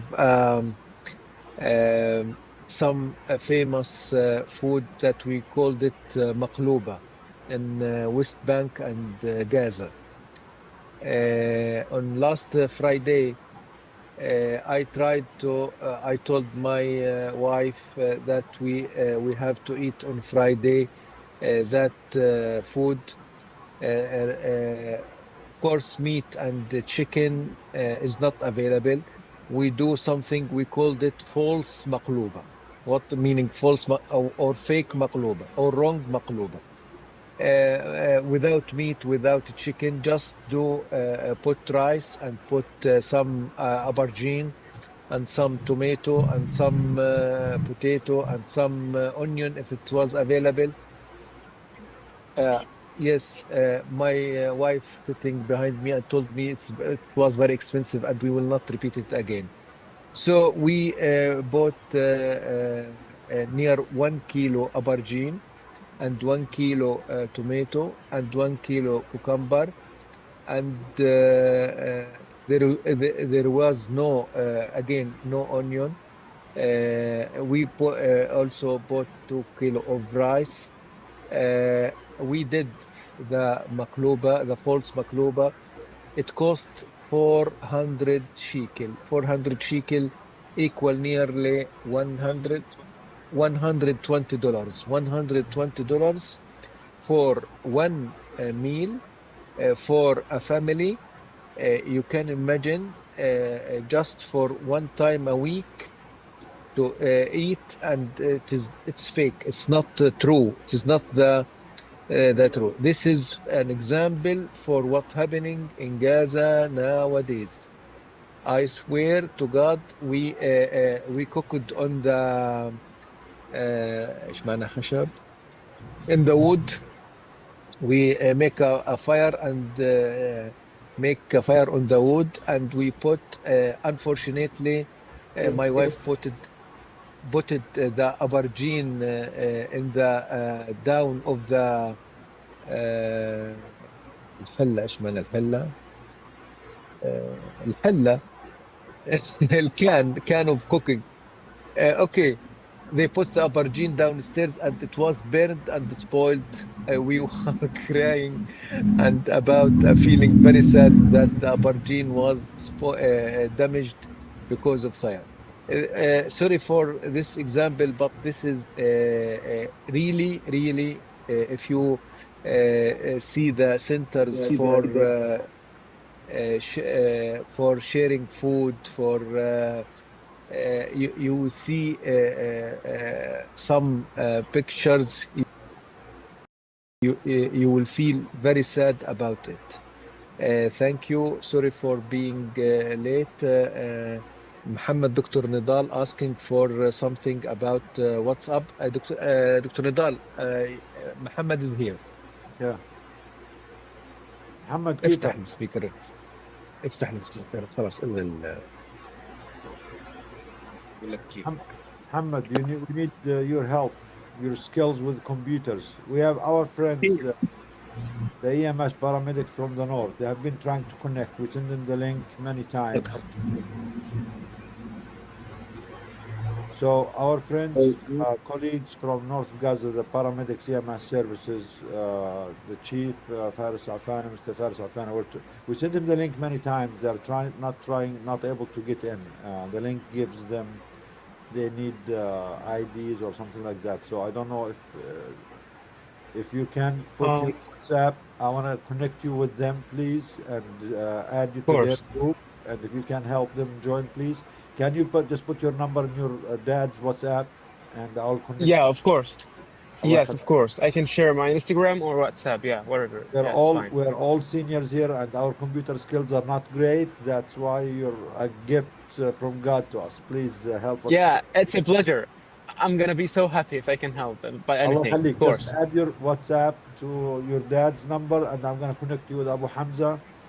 We Mm-hmm. really want to hear from Abu Hamza because لازم نعزيه لأنه ابنه استشهد قبل شهر, and Oh, we are too late Allah. to talk to him. We would really appreciate if you can help us make the connection for them. Or I can send the link to your email and share it. Whatever you can, please help us with that. Yeah, of course. Okay. And again, I mean, that's what we heard from Dr. Al-Farra is very painful for a hero like him, like his family, who's been day in and day out helping, uh, doing what he swore an oath to do, to be a doctor, to work, to help. He's been a doctor for decades, and for him and all his family to not be able to afford a meal of makluba, where the kitchens of the Arab world and the Gulf countries and the rest of the world, the United States that committing this crime, are overflowing with all kinds of food, all kinds of meat, all kinds of pleasantries, while our people in Gaza are starving and are to make what they call a fake makluba just from rice and some vegetables, and have the whole family try to do it with a cost of $120 that should cost less than $10, and they should have all what takes to make a maqluba. That's their dish, that's their traditional dish. I mean, it's just sad beyond words. On top of that, the killing, the destruction, the starvation, uh, making the children of Gaza either amputees or injured or orphaned and lacking the basic means. We should recognize our privilege here in the West, that we never had to worry about our next meal, and we keep going to a different restaurant and making different food every day, and unfortunately using our tax money to send bombs to destroy the life of the people of Gaza. And if a doctor who is the head of the department and with accomplished kids and sons who've been working for decades cannot afford a meal a week, I cannot imagine what the rest of the orphan children in Gaza are going through now. It just puts more and more urgency on all of us to speak louder, do more to stop this carnage, to stop this genocide, to allow aid in, to protect the hospitals, the healthcare workers, the brilliant voices. I mean, you heard. I mean, these people, these are young people. Muhammad, the son of Dr. Ahmed Al-Farra, and Dr. Abdul Karim, who just joined us, the resident. I mean, they are more brilliant, more talented, more accomplished than any one of our kids here in the States, despite all the difficulties that they're going through. I'm lost for words to describe these people, their resilience, their connection to life, their insistence on living despite all the difficulties. Uh, Honestly, we all came here, DAG team, very depressed today. We did not even want to do the webinar because we felt like whatever we're doing is just not doing anything, not changing, not moving the needle. To only get inspired by the young people of Gaza. They are giving us not just the moral compass, they are giving us the inspiration to continue the fight despite everything. And I know we're all feeling down, we're all feeling kind of giving up, but hearing Muhammad, hearing Abdul Karim, hearing Dr. Ahmad is a reason that giving up is a luxury that we cannot afford. When people in Gaza who cannot afford a dish of makluba once a week are still fighting tooth and nail to survive and to prove to all the world that they are humans better than us and stronger than all of us. So thank you, Dr. Ahmad. Dr. Ahmad, are you still with us? Uh, any chance that other doctors, the pediatricians, will join us today or no? Dr. Ahmad?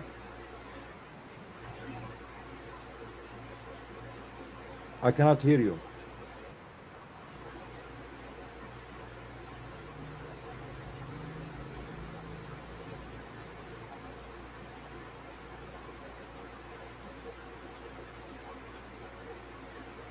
Dr. Nidal? Yes, I hear you now. Yes. I asked the Dr. Rola, Dr. Wafa, and Dr. Shireen, but they are not in the hospital. They are outside the hospital. They are in a tent. They have no net connection on Sunday. Next Sunday, Dr. Shireen will be with us because she will be in the hospital and she has internet. My friend, to be equipped by net and connection for electricity, for that net, it's a big problem in Gaza. As we mentioned, the no electricity in Gaza, even no net. Just in the hospitals, if you are in the hospital, you can be connected. Outside the hospitals, it's very, very difficult. Sometimes we are using net that eSIM net, electronic SIM card, but they are very weak, not ready for connection, even not good for loading videos and something like that. So the problem is the connection. But we all the members, all the pediatric doctors, all the maternity doctors, after that webinar, we put them in the abstract of it, and we try, inshallah, to be with us next Sunday.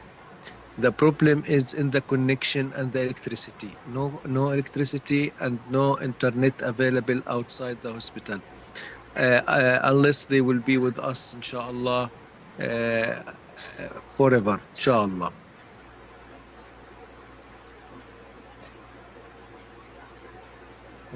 Inshallah, I'm trying to connect Ahmed with the paramedics groups.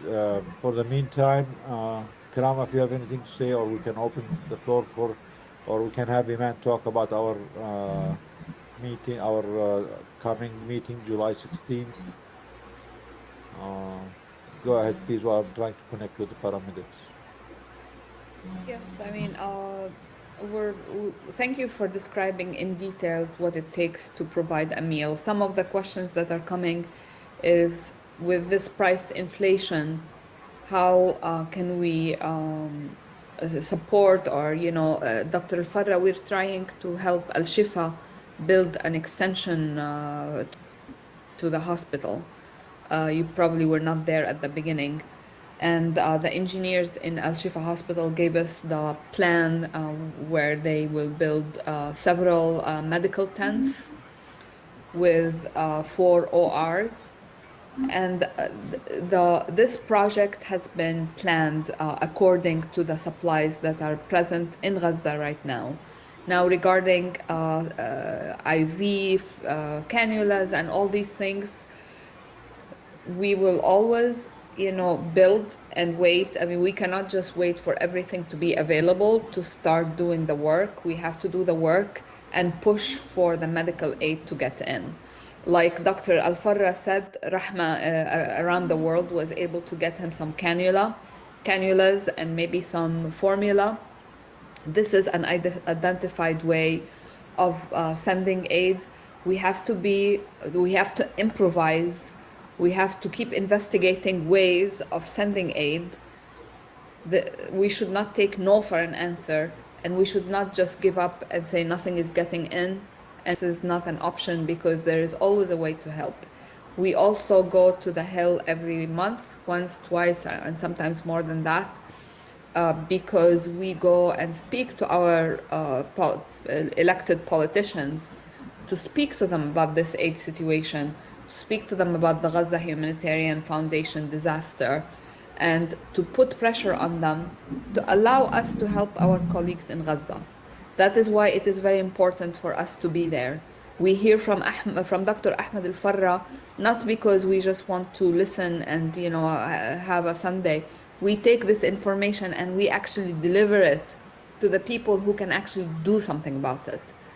And no matter how complicit they are, they need to hear from us. And sometimes we forget that sometimes we start feeling frustrated that nothing is happening.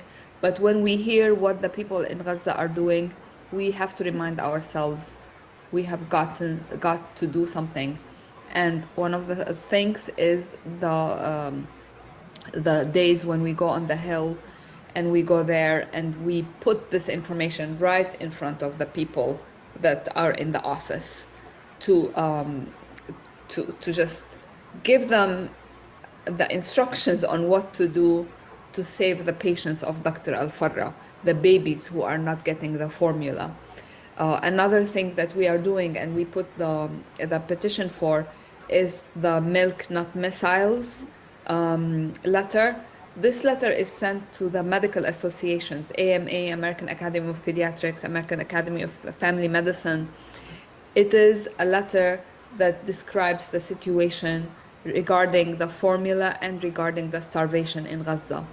We want to face our colleagues with the truth that they are not doing what it takes to honor their oath.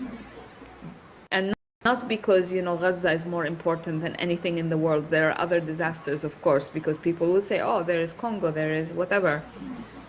In Gaza, it is completely man-made and it's completely supported by our politicians and by our money.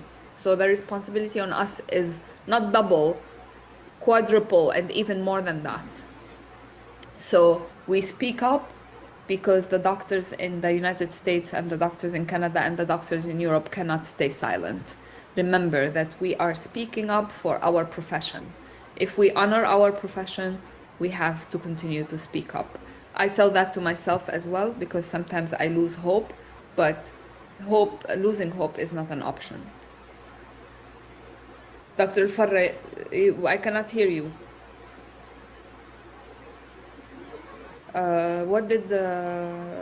What happened with the headphone? We cannot hear you, doctor. Okay, can you hear me now? I thought Muhammad Yes. stole your headphones. Okay, yeah, we hear you now. He wants to be the only one in the spotlight from now on. Okay. Okay, can you hear me, my friend? Yes, yes. Yes. Okay. Again, I want this question for the elite of the Arabian people who are in America. That the right for to share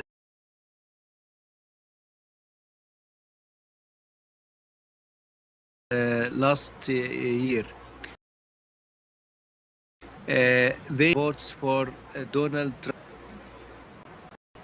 Trump as about a meeting was between that elite and President Donald Trump, that they give him their votes, and they asked them, is he able to end that genocide? He told them, yes, I will end it. What about this promise that he was giving for them? We should ask that elite of Arabs and Muslims who are living in America to remember him. I know that he knows everything, but just to put him in the corner and under pressure. What happened about your promise to end that genocide? Again, we still suffering.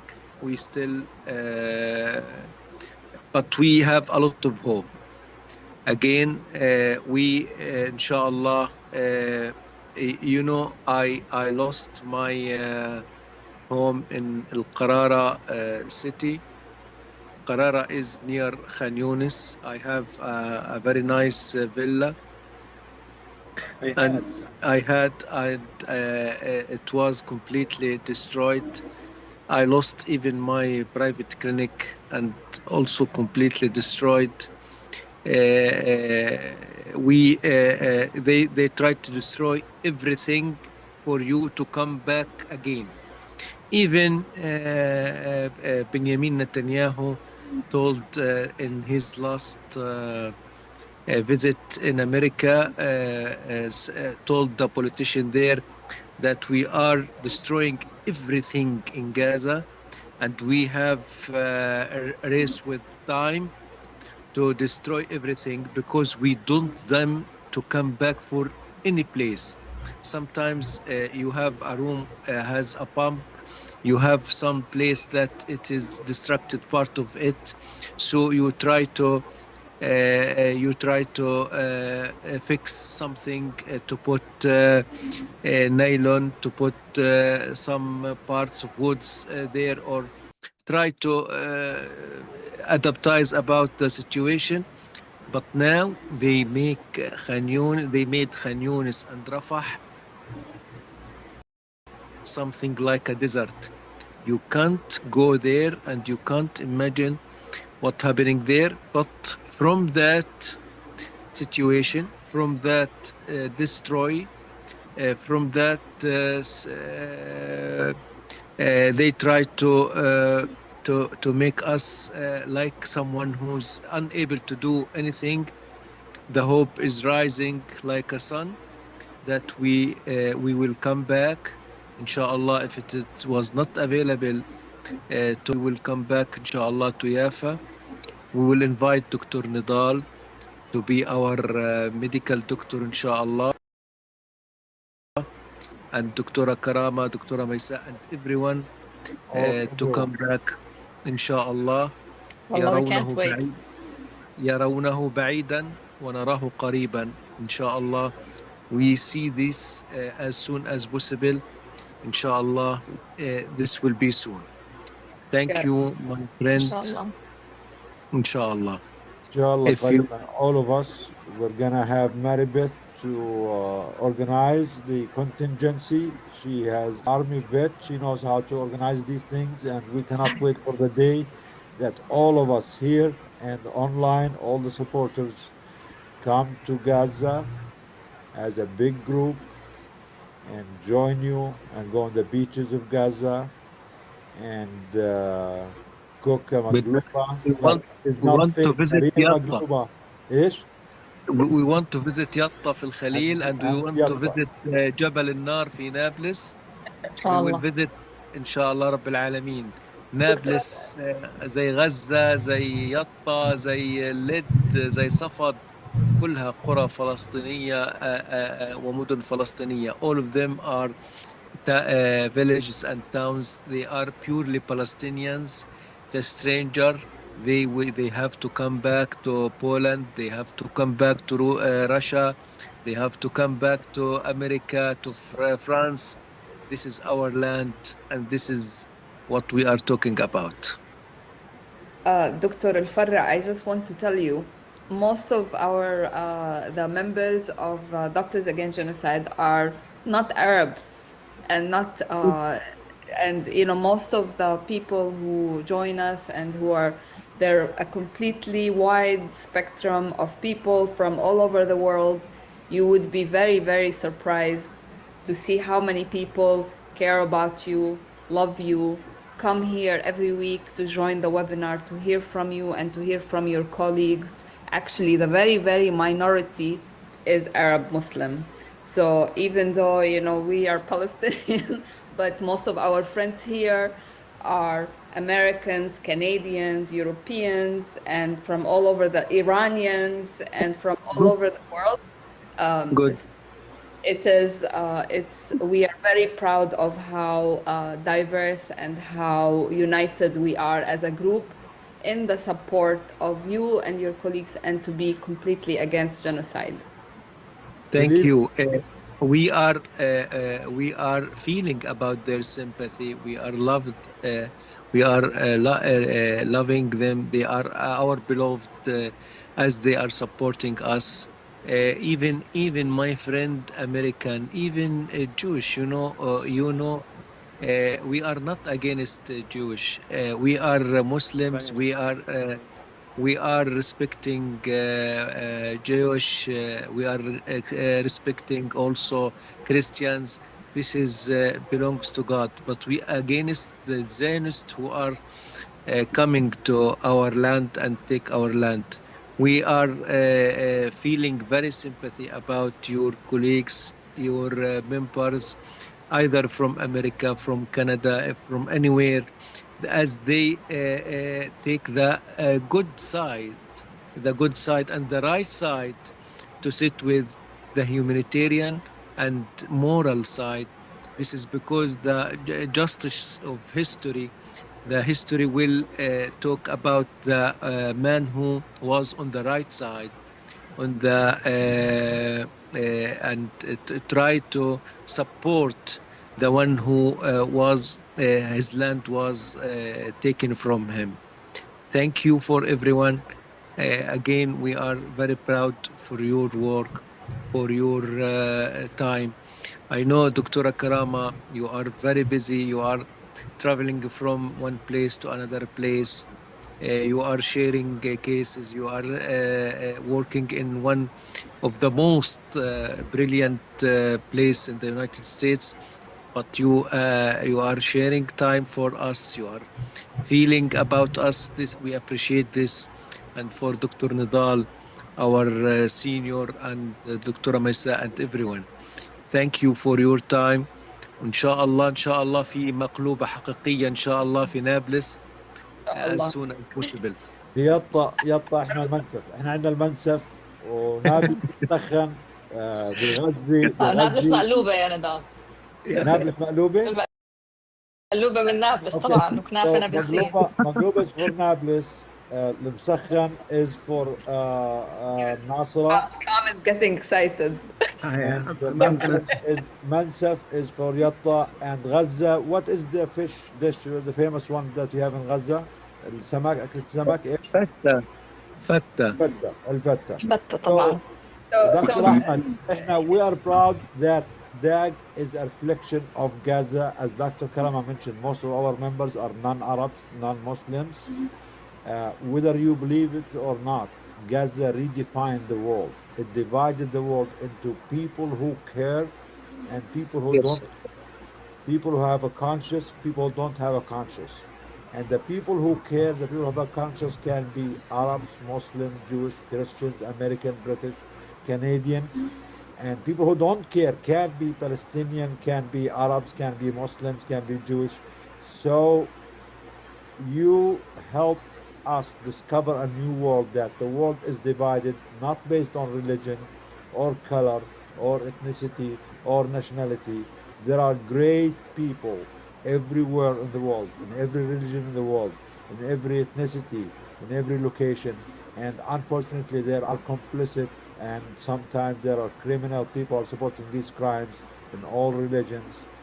And if the Gulf countries, the Gulf leadership, if any example, there are an example of a Muslim majority leaders and countries that are supporting and complicit in the genocide. Um, while if you look at the protests for Gaza against the genocide all over the world, you can see it's mostly led by people who are, as you said, can be Christian, can be Jewish, can be atheist, can be all kind of colors, and they are usually the majority. We cannot also forget the immigrants here in the United States or everywhere else who are also being persecuted, like the people of Gaza.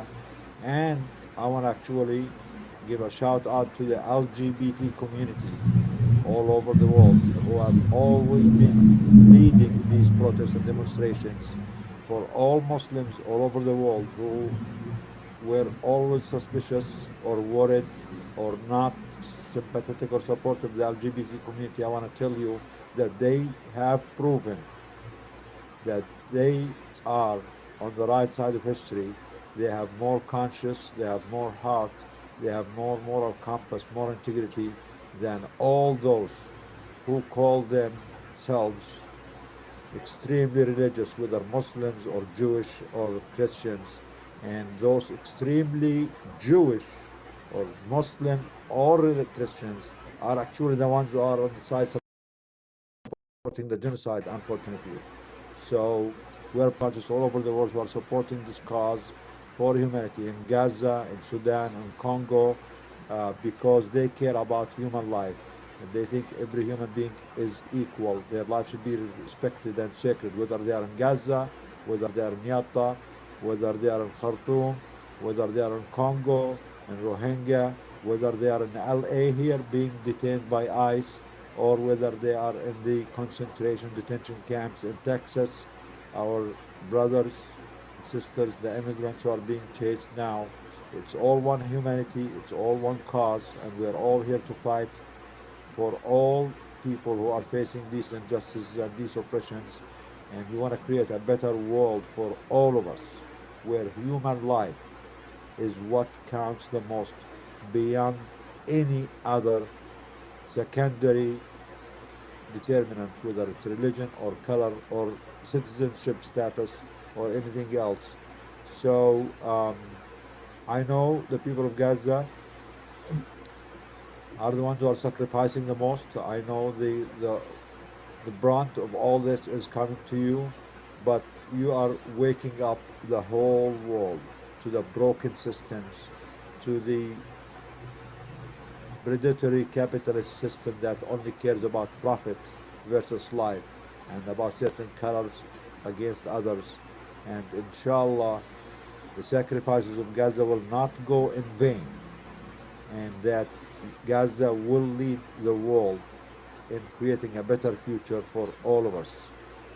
I smile. I mean, I feel happy in my heart whenever I see you, Muhammad. You're just a pleasure. You are just your presence is an inspiration that give me hope that inshallah we'll have a better future with young people like you.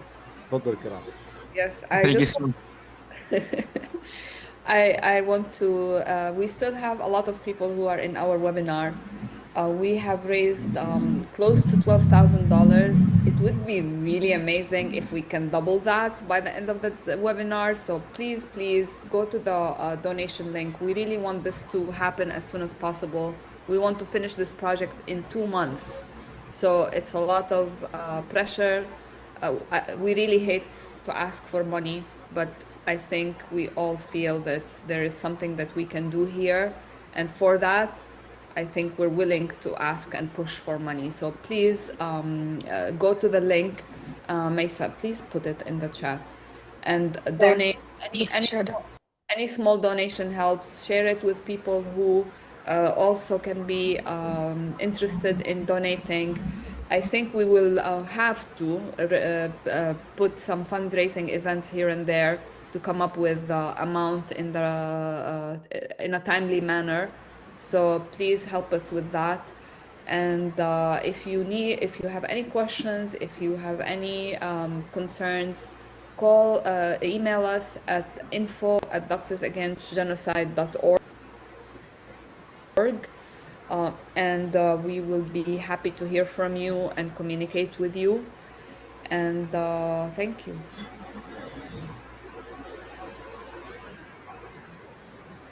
Let's go Should we now. talk about the conference, the upcoming conference, guys? Yes, we need to talk about the conference and we need to talk about the upcoming DC Hill visit. So I think let's go talk about the conference. Imad is here before the kids take him away too also. Dr. Imad and Dr. Ahmed يعطيكم العافية. السلام عليكم. and then surrounded by their children. So تفضل. Where are the children? Oh, they're around. Thank you, Wallah. Thank you. Assalamu alaikum.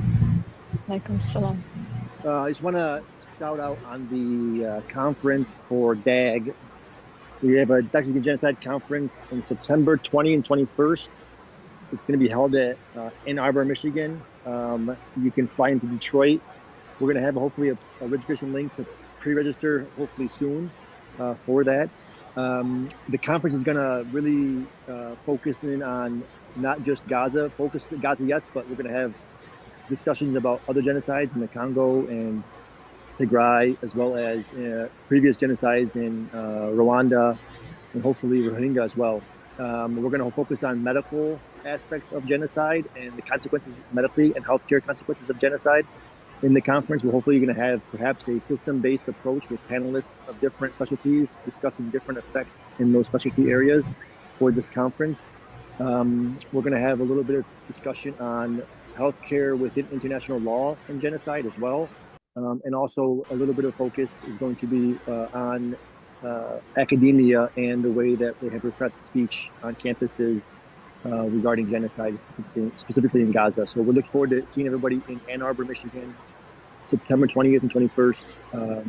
We will get more details on location and hotels and that kind of stuff when we have more details, but that's the plan for now. So I look forward to seeing you all there. And Dr. Farah, we're going to have you hopefully connect from Gaza to our conference live, inshallah. Yeah, we would love to have you, Dr. Farah. Thank you, Imad. So as usual, the conference is 2 days. It's September 21, 22. 2021. 2021. Oh, 2021. It's a weekend. So the morning sessions are going to be dedicated to our colleagues from Gaza because of the time zone. So inshallah, we'll be inviting Dr. Al-Farra and many of his colleagues in Gaza. They will be speaking in our morning sessions, and the afternoon sessions will be doctors and lawyers and international speakers and genocide scholars here from the U.S. Again, please, prepare the plans. It's Ann Arbor, Michigan. It's the second annual Doctors Against Genocide Conference. It's a conference that is focused on the medical community response to genocide and the intersection of medicine, international law, humanitarian law, the fight against genocide, the fight against racism, oppression, and oppression here in the United States and the West against the institutions or against people who speak up against the genocide. So if any one of you also have suggested speakers or suggestions for the conference, please feel free to email us at info@doctorsagainstgenocide.org. We are in I wouldn't say the early, but we are still flexible. We still can add any speakers who you think can add value to this conference. Again, it is a conference focused on the medical community. So it's a medical organization. It's also incorporating the intersection between medicine, health, politics, human rights, justice, international law, all these things. We want to connect them together.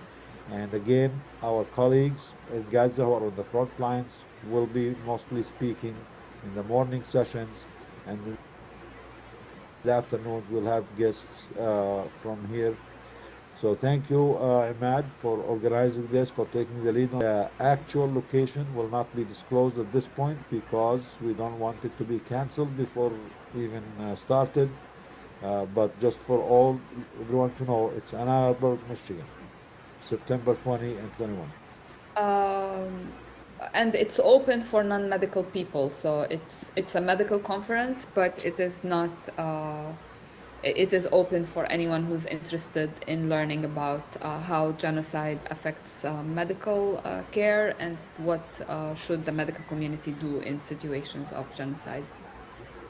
And there is a simple, registration fees for people who want to attend this conference, but it's completely free for students. If you are a student anywhere else, anywhere in the United States or in Michigan, and you think you can attend, please attend for free, and you will not be charged anything for being at that conference. Okay, now, Thank you, Allah. thank you, Dr. Abu Arab. Let's, I think, go to Iman now to give us some, updates on the upcoming visit to DC. We have a Doctors Against Genocide visit scheduled for July 16th. We encourage we encourage as many of our colleagues to join from anywhere in the United States. We still have few days, so please try to make it. This is going to be the last visit for the summer because I think Congress is out of session in August. With all what we heard from Gaza, the starvation, the plight of the children, the doctors, the colleagues, this will be our last opportunity to visit there and try to send the message of our colleagues, share it with our elected officials. So please, as many colleagues, doctors, nurses, supporters anywhere in the United States, if you can make it, please join us. Dr. Iman, all yours. Assalamu alaikum. Peace be upon all of you. I just wanted to say I'm so inspired by our colleagues in Gaza. Your faith and steadfastness amidst everything that you have been through is just incredible. You are the most beautiful human beings. I was so happy and relieved to see Dr. Farah and your son, mashallah. We love you all, and you guys are a part of our families. Allah yarhamkum wa yashfikum wa yafikum, inshallah. Please, everyone, we will be on the Hill this Wednesday. The more, the better to join us. We have 23 meetings so far. So if you're coming, please bring your running shoes, water bottle, and just be ready to go. We are having an orientation meeting tomorrow. I believe, is that at 8 o'clock tomorrow, Karama? I can't remember. 8 p.m. So at 8 p.m. Eastern Standard Time. So if it's been your first time, or even if you've been with us, it's a good idea to join. We'll kind of be discussing what our goals are. We are going to be sharing our letter on the GHF and really focusing on the things that Dr. Farah has been and our colleagues have been, asking us for,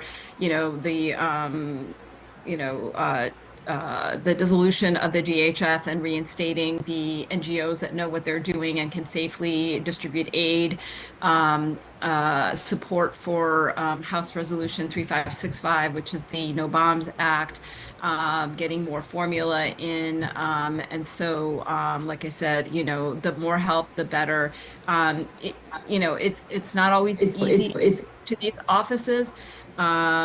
But we have to do it. It's the least that we can do for our colleagues in Gaza. We have to keep reminding and nagging these politicians that they have a responsibility. As Dr. Karama was saying, this is our tax, or I think it was Nadal was saying that it's our tax dollars that are being used, and we have taken an oath. And so this is the very least that we can do. So if you can sign up ASAP and let me know where you're coming from too, I'm going to start assigning meetings so that people know ahead of time so they can kind of do some research on the folks that we're going to see. Thank you. Great. Thank you so much. Dr. Sperber, you're not here with us often, so I would love to hear from you and see how you're doing. Hi, it's good to be here, and thanks for I have been here some other times, but the link didn't allow me to have video or audio, so I appreciate it. Yeah, well, I'm doing well, and I'm hoping to come to Washington again on Wednesday. I'm trying to work that out, and doing things here in Rochester, New York. Yesterday, I spent the day at our public market, as I have been doing since 2018 in the summers, selling Palestinian olive oil uh, and distributing a lot of information and asking people to contact our local our representatives from here in Rochester, but also the state senators or the senators, for our state. Um, and so it, it's very productive. It's talking to one customer at a time and selling some wonderful olive oil to them, but talking about Gaza and Amazing. yeah. So Where do you get the olive oil from? well, it's Al Lard olive oil. So so it comes from Nablus and comes into Pennsylvania and then gets shipped up to a store here in Rochester, and who provides it to me. And so Yes, very nice. I have a lot of olive oil. You gave me some ideas. I have like big tank. Oh, cool. Yeah. Great way to connect with people. It is. Yeah. I mean, it's exhausting, I have to say. I have to be there at the crack of dawn, and I'm on my feet for 8 hours. But I talk to a lot of people. I have other people who come and help me with the stand. They come in shifts, and we, give out a lot of literature. And I have map cards, the map cards of the theft of Palestine, and hand out 3 to every person who comes, and ask them to send one to the congressperson, and then one to each of the senators, and they do it. So Well, I am glad that you're here today to inspire us and to inspire us to do more in our local yeah, community. This is yeah, a good way of raising awareness, connecting with people, and maybe even fundraising for the hospital now. yes, yes, Yeah, definitely. yeah, So. thank you.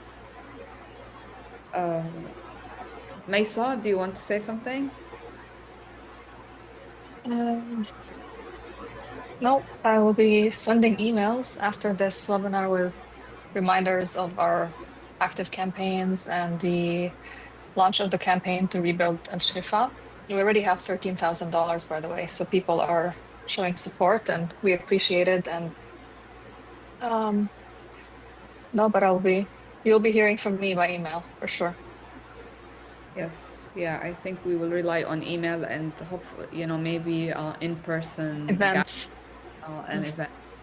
If anybody has an idea for an event, also do reach out. I'm happy to support logistically with materials or any information you need that can help you execute like a successful fundraising event. Good. So I'm gonna do what Nidal does, which go on the screen. Eileen. Oh. Hi, hello everybody. Good to see all of you today. I have one quick thing I wanted to share regarding the local Massachusetts issue. The legislature is entertaining a bill regarding divestment from weapons company that sell these bombs to Israel. And it's the Massachusetts legislature, House Bill 2984. And what they're trying to do is stop the state from investing the state workers' pension money into these arms companies. So I'm going to post a link. It's the Massachusetts Peace Action organization that is heading this up. So I'm going to post a link so that if you want to check it out and sign, you can do that to support it. Thank you so much, Eileen. If you post it, Mesa can put it in the general chat as well. Roxana. Dr. I Samir. finally figured out how to unmute myself. I just wanted to really thank the doctors from Gaza that spoke. Really, as you guys have said, they energized us. This morning I was feeling very sad, and which is so ridiculous to say, given that obviously I'm here in DC. But I feel very, very energized, and I really thank them for going through everything they have to do to come on, and the connections, that everything they need to do to it's ridiculous to say, but really they give us strength, they give us the fuel. We will keep fighting, and we will relay their messages and their voice, and we will not stop. Thank you so much, Roxana. Of course. And I see you on Tuesday, inshallah. And more donations are coming, so please check out the donation link. Khalas, I decided to overcome my inhibition and become a donation seeker. So please. Or a good cause. Dr. Pedroni. Yeah, sure. Thank you. I also want to thank our guests from Gaza. I think you really, Gaza is helping us to see the world clearly, like never before. And what we see is obviously very disturbing, but seeing the truth is part of the step in the right direction. And we also see the building of a movement in a clear way, and that's just as important. I look at it as Gaza is the center of the decolonizing world, the capital of the decolonizing world, the capital of the emerging world, the world that can survive, that can help the planet survive. I also think that the capital of the periphery of that world is in Southwest Michigan, around Dearborn. It's the other main locus. And we have so much going on here, not only the conference that was mentioned, September 20th and 21st in Ann Arbor, but we also have the People's Conference for Palestine, which is coming up. I just registered while we were in this webinar, August 29th through 31st, I believe. It's inspiring because you see people from every walk of life, medical and non-medical as well, who are part of our community, who are doing work. And it can be really significant in that sense.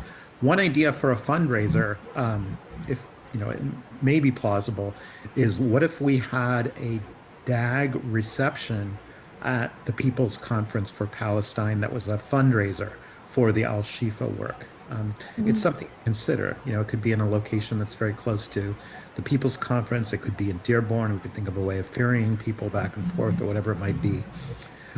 We also are having a conference at my university the day after the DAG conference in Ann Arbor. And it'll be a conference around Black and Palestinian solidarity in educational liberation struggles. And we'll be bringing in both some top-level Palestinian educators and educational advocates, as well as some top-level Black educational advocates here in the United States. Is that open to the public, Thomas? It is open to the public, and I'll begin Can actually advertising it soon. One more day and attend it? Yeah, I think I heard what you said. It's the day after, so people who come in would be welcome to, for the Ann Arbor conference would be welcome to stay. That's amazing. Yep. And And then regarding the People's Conference, we are actually part of that conference. DAG is a co-sponsor to the People's Conference, so we encourage people, especially the healthcare, to join. And we are preparing with a group of medical students to have a healthcare contingency there. And that's a great idea, Tom. Yes, maybe we can use that opportunity to have a fundraiser for the Al Shifa Hospital, field hospital, to have more people know about the project and support it. So thank you for this. So we have too many conferences coming up. The People's Conference end of August, and then DAG conference September 2021, then Dr. Padrone at Wayne State the day after. So Michigan is going to be a destination. You're all welcome. You will enjoy the hospitality here, the food, the knafa, and inshallah by then there will be a ceasefire so we can have a live makluba dishes between Gaza and Dearborn. Dr. Ahmed Al Farra, inshallah, and the people of Gaza will have chicken by then. And Muhammad, I'm glad you are still there, Muhammad. I'm going to connect you with my son. Of course, I'm still there. Yeah. I connect you with my son Ammar and his friends because I really think the young people, your age, your generation, are our hope, our inspiration. And I want you and him to connect you with the young people here in the United States, and you create your own teams, your own, movements. Yeah. Thank you. I Parallel. have my own company now, actually, but it's a pleasure to meet your son, of course, and make some relationships. we want The more the better. Yeah, please. I want Yeah, the more the better. to Yeah, get inspired exactly. from you because whenever I asked him, he said, "Dad, there is not much you can do." So I want No, there is much him he to can hear do, it. especially in Exactly. the USA. Yes, I think he will take it more from you than from me. So yeah, Yeah, please I hope I can help. teach them and tell them what they can do, and there is a lot they can do. Thank you. Yeah, exactly. And who's next? We have Dania. Dania, تفضلي Dania. Hi, everyone. What an emotional roller coaster of a webinar today. دكتور أحمد ألف مية حمد لله على السلامة والله كنا كلكلين عليك. Muhammad, it's so nice to meet you. It was so nice having you in our space. And we look forward to seeing you next week, inshallah. And so, yeah, we'll be on the Hill on Wednesday. It feels like there's a lot riding on this day, considering we won't be back the next month. And who knows if we trust our government to resolve and do what it has to do on its end to make this nightmare end. But yeah, keep signing, keep sharing those petitions, keep calling, keep doing everything you can. We can't let Gaza become background noise. It's still the main story. We have to do everything to make this stop. Yeah, thank you. Thank you, Thank you, Dania. my friend. Maria?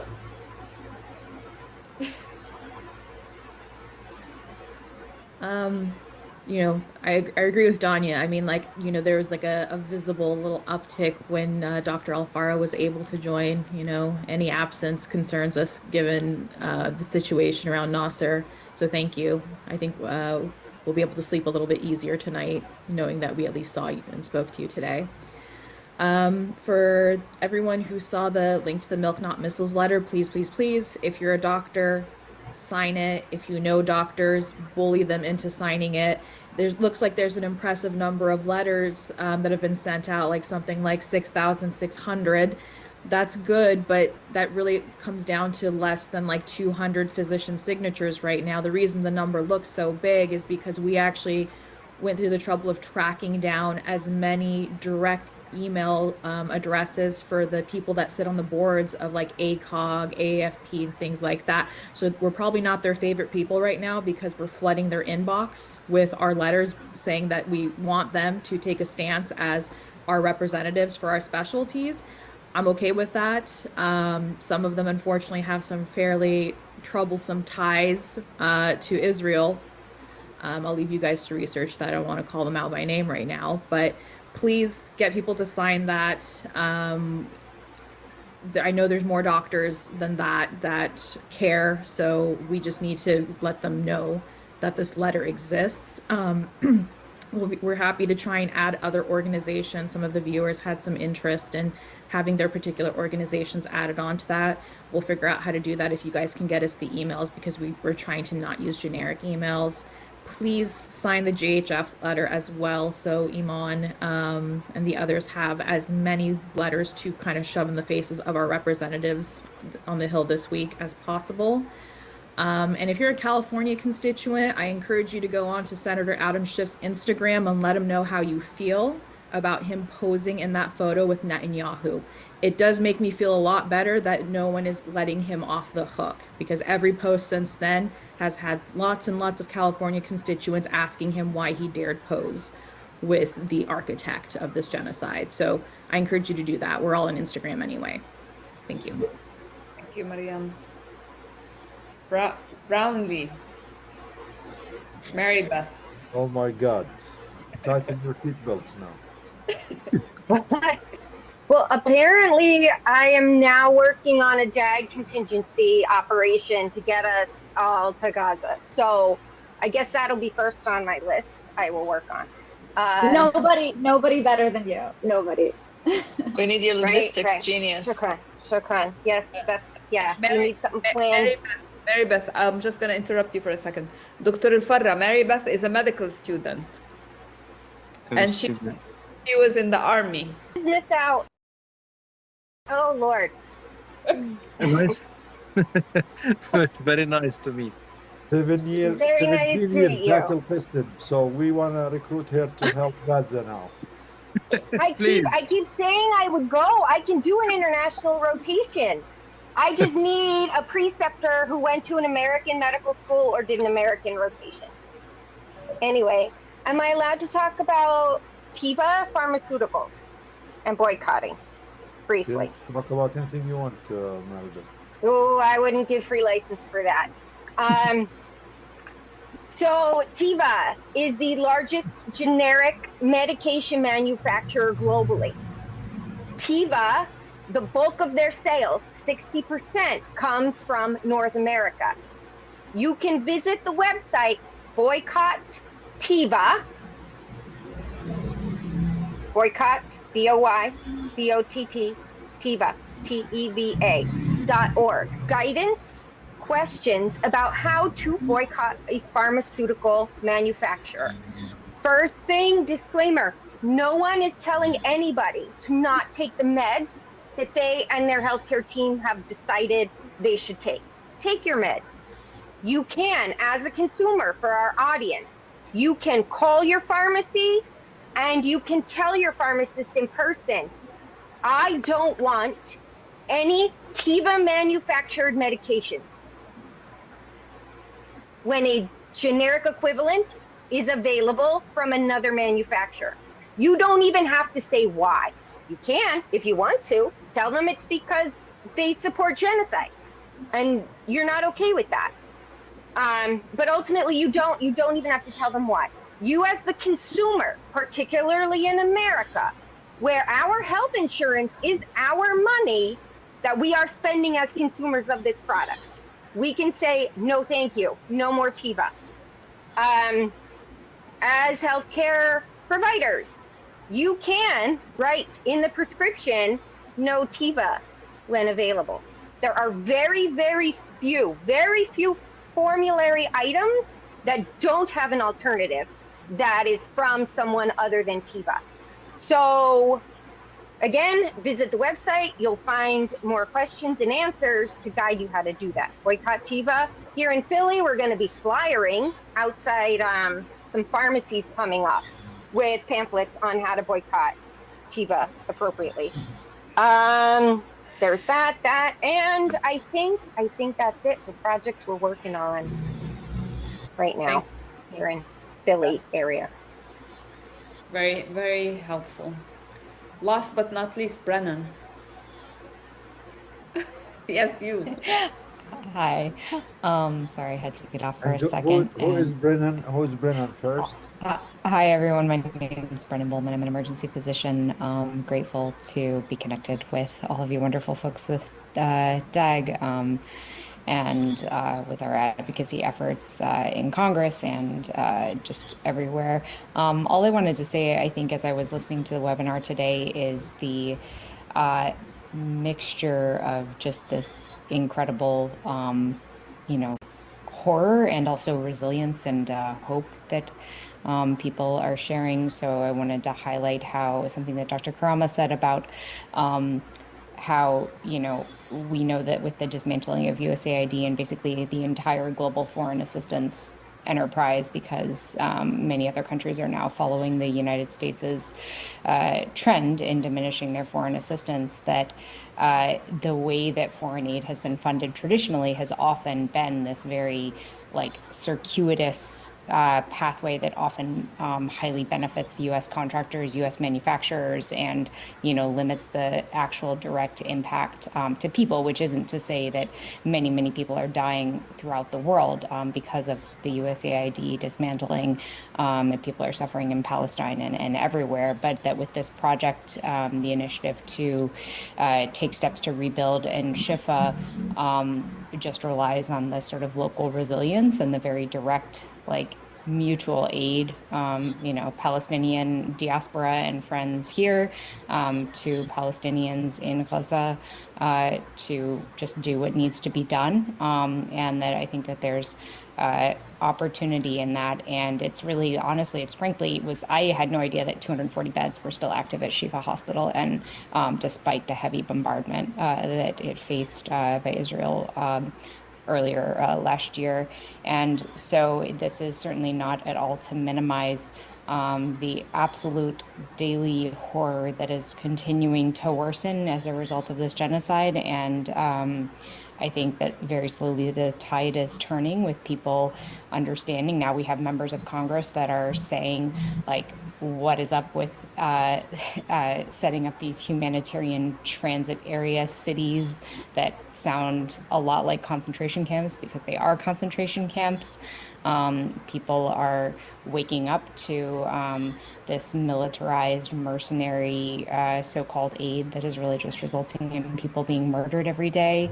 But we have to keep that pressure up for our colleagues like Dr. Al-Farah or Dr. Abdel Karim, who are just continuing to show up every day, who are smiling, who are, which is, again, not to minimize their tremendous suffering every day just to survive, that you shouldn't have to you shouldn't have to endure.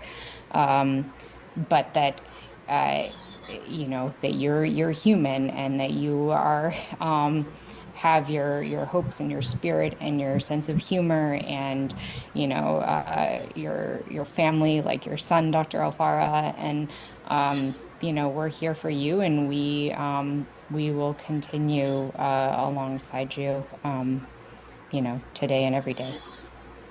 Brennan, can you please talk about your visit to Gaza, because you were in Gaza in April or May, I think? Yes, I was in Gaza in March and April, so 2 weeks before the ceasefire, before Israel broke the ceasefire, and 3 weeks after. And so, I saw actually that shift from an effort just toward rebuilding, moving back to the north, with the hope that the genocide was perhaps starting to end. And then the devastation when Israel broke the ceasefire and when the bombing resumed. And so, I witnessed the way that our colleagues just continued to come to work, continued to provide excellent care to our patients. I always work really hard when I speak about this to dispel the notion that that there is chaos and a total lack of medical care in Gaza. I mean, yes, there's a total lack of supplies, as Dr. Alfara has spoken about the lack of basic supplies, infant formula and everything, but the competence is there, the professional competence. People are absolutely doing the Dr. Alfara and all of the others that we know are doing absolutely everything they can to full care they can to each individual patient to get them the surgeries they need, to get them as much of the medications that they can despite the blockade, and that really that professional commitment and excellence is really still intact. And that's what I witnessed with my colleagues every day, that people were still, doing what needed to be done for each individual injured or sick person. And that also the Ministry of Health and the public sector in Gaza is still well organized, and that, despite all of this, that people are still doing the best to coordinate resources and direct them where they're most needed. And so, yeah. Please, Dr. please, my friends, I would like to express my great feeling and great thanks for my colleagues, Dania, Khalid, Iman Husni, Brina, and David, Roxana, Mariam. I don't want to miss anyone, Eileen. And I would like to support the theory for Mary about the economic boycott, because this is harmful for them, and this is the voice that we want to share. We have to fight economically. Tiva is one of the most drugs company that supporting the occupational Israeli forces. So we have to try to do economic boycott, or not to deal with these markets or these marking as possible, because this is harmful for them, and this is the voice that can be heard well. My colleagues, my friends, here nothing in Gaza to buy. There is no drugs, no medicine, no milk. My message is for everyone. First, not to stop talking about Gaza, not to stop talking about suffering. Sometimes you may feel that you are something that repeated. We will not be any way to stop. 2 years, and we have to continue, and in the same level, by the same grade, and not to be decrease our level about shouting, about screaming, about remembering everyone about what happening in Gaza every day. Every day, 100 martyrs are gone for God every day. The average of number of targeting people in Gaza, 100 every day. This is the usual target.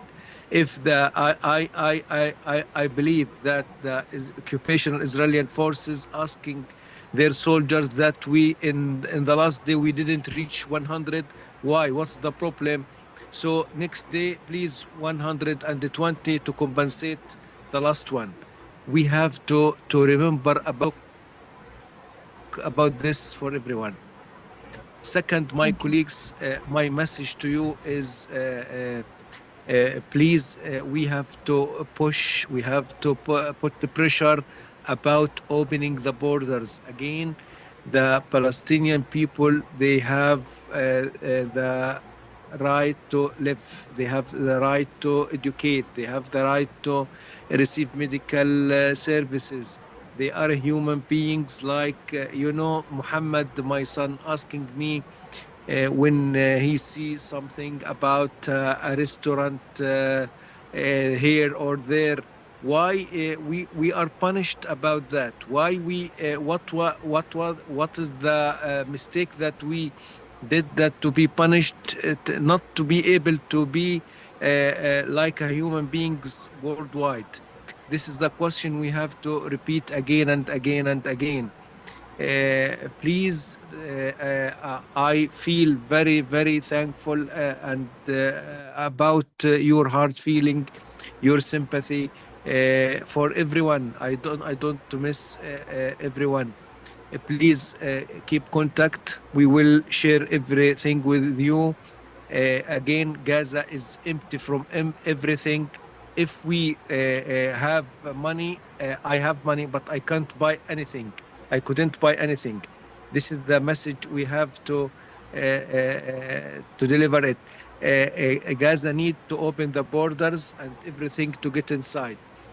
Even the milk, even the medical supplies, if we have some way or some trick or something by Rahma Hawla al-Alam, by UNICEF, better 100% to send money and to buy from the local markets, because it is there is nothing in the local market, and if it was available, it will be by high price. It's unbelievable. About the rebuilding of the Shifa Hospital, I think this is good. This is support the north of Gaza. We need to support every sector of health. I think the sector of health is one of the main aims of targeting for the Israeli occupational forces, because they know if the people in Gaza didn't find their medical services or health care, they will leave. And this is what we are trying to balance, the need for the patients, the need for babies to be cared. So we try to support the hospitals as possible, and we can sacrifice for everything not to lose the hospitals. Thank you for my friend, everyone. Thank you again. Thank you so much. I just want to share a quick update, and to your point, Dr. Farra, about the need to open the borders and the need to break this horrible siege. I just heard from one of our members, Dr. Yiping Ji. He just told me that he's on Alhamdulillah, the flotilla that is heading to Gaza, inshallah, and that hopefully you will meet him if he makes it through Gaza. But we know what happened last time with the group that tried. So I think more and more of these efforts will continue to intensify. We need 1,000 hamdallahs, 1,000 flotilla until we once and for all break the siege. You can follow, of course, Dr. Yiping's journey on his Instagram. We'll continue to keep you updated. But as you said, Dr. Farra, it's important to remember the root cause of the issue, which is the illegal siege, the occupation, the criminal genocidal forces that are preventing everyone from Gaza realizing their full potential for what they really are. And I just want to share with you also, like, one of the things that keeps me grounded every time I feel really, really horrible is this one line. I'm sure you recognize it بالعربي. إذا الشعب يوما أراد الحياة فلا بد أن يستجيب القدر. In English, it means if people are determined to live, then fate will have to comply. So we need to remember that our people actually want to live, and they want to live a life of dignity, a life of contribution, a life of excellence. And we're always learning from you. We're always inspired by you. So we love you. We can't wait to see you. And inshallah, we will never, ever give up. Thank you, my friend. I don't want to miss also my grateful thanks for Mr. Thomas, for the Dr. Nidal, Eileen, everyone, Roxana, Karama, and Maisa, and Dr. Nidal. You are in our heart. We appreciate you. We are feeling about your sympathy. We are feeling that you are brothers and sisters for us. Thank you. And this is Muhammad. Will great thanks from him. I was waiting for this opportunity for a while, actually. Well, I would really love to thank all of you. I'm glad we discovered you, man. I'm glad we discovered You have to come every week. خلص. Yeah, was of our course, loss. of course. It was our loss. We did not know you before this. I think I don't have to tell how shy I am right now, but it's okay. I'm just gonna do it. Okay. So of course, thanks for all of you, and a special thanks for Dr. Brownlee. I hope I spelled it right. Because I know the boycott is the most important thing that we can do now, because we are all now helpless. That's what I can say. And I know a lot of our friends in the UK. They are responsible for a boycott culture Instagram page. So we're gonna speak about that. So thank you so much for highlighting this, of course. Okay, But I have if you want to message me to link up the people who would want the information, you can do that. yeah, please, yeah, please. Muhammad, Okay. I'll add you. Also, you promoted me. I'm not a doctor yet. Okay. It's fine. It's okay. I knew once Mary speaks and once Muhammad speaks, they stole the light from all of us. Inshallah. Light from all of us. But anyway, Muhammad, I'm gonna add you to our group. Inshallah, I have your WhatsApp, so we keep working with this together. Yeah, inshallah. Okay. And speaking about, I'm not a doctor yet. I mean, like I'm 20 years old now, and I'm bish muhandis. I'm an engineer. So who cares? What's your It date of doesn't birth? matter. Like What's your date it's of birth? fine. It's okay. What's your date of birth, Muhammad? What? What's your date of birth? It's 17th of January 2006. This is the big surprise, I think. So, I mean, it's okay. We're all, you're a doctor and I'm an engineer. We're not gonna speak You're not about even this. 20. Yeah, I'm not Well, even I mean, 20. but don't Oh, worry. you're good at math. You're good Don't at worry, calculating, you're not by a the way. doctor yet, because I'm a Because like 20-year-old he's engineer. 20 and she's You guys, born in Muhammad 2005. just joined us. Muhammad Okay, Saqer from guys. Nasser just That's- hopped on. Thank you, Muhammad. Thank amazing. you, Muhammad. And I know, I mean, we enjoy hearing you. We enjoy the positive moments, but unfortunately, we have the reality that we need to check back into. Thank you, Dr. Muhammad, for finally joining us. I've been receiving reports, very troubling reports about our doctors, nurses in Nasser Hospital. They are being getting threats from the IDF. What's called IDF? It's the IGF, the Israeli Genocidal Forces, claiming that the employees, the doctors, treating hostages there without reporting that. And also, a few days before, we know that there was an impending attack on the hospital. There were also reports accusing the hospital for refusing to treat some gang members, which IGF, which is, sorry, the GHF, the Gaza Humanitarian Foundation, claims that some of their employees got injured and they went to Nasser Hospital, and Nasser Hospital refused to treat them. So I'm glad that Dr. Muhammad Sakari was busy all the time, but thank God that he finally joined to clarify this. He was there in person to clarify the situation about what happened with that incident, January 11th. Dr. Muhammad, are you with us? July. Please pray for all our colleagues, all the people in Gaza, especially the doctors, healthcare workers at Nasser Hospital. It seems that Israel attacked target now. All of them are being targeted for false accusations. Dr. Muhammad Sakar, he is the head of nursing at the Nasser Medical Complex. He was there personally. He was a witness to this. He will share us what happened. It seems we lost the connection with him, but inshallah he will join us soon. He has been, oh, the network is bad.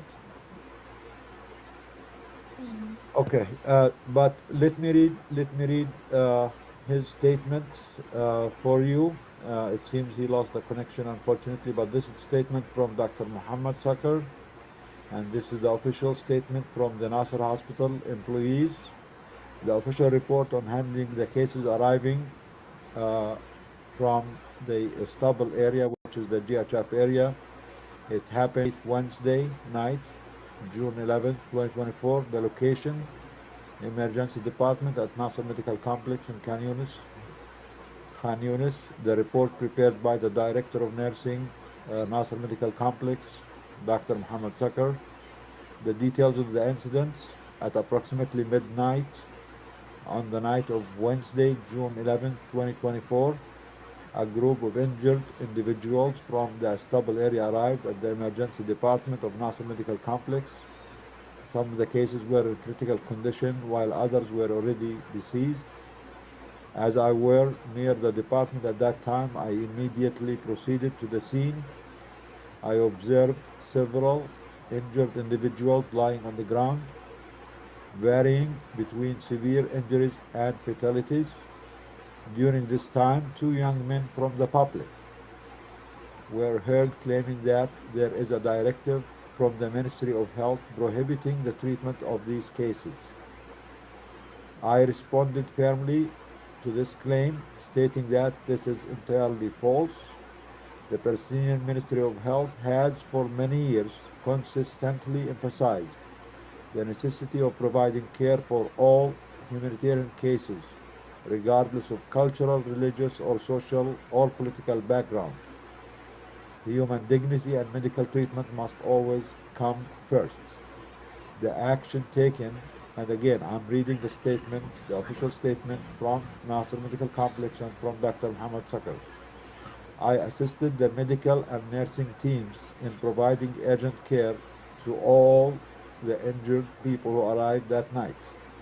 I followed up on a specific case in the emergency intensive care unit, where Dr. Majdi Abu Shamala was treating the injured person from that area. The patient had a leg splint applied and a superficial gun wound to the head. I instructed the staff to pay special attention to this case due to its sensitivity. I left the department only after ensuring that all injured individuals had received all the necessary medical attention required.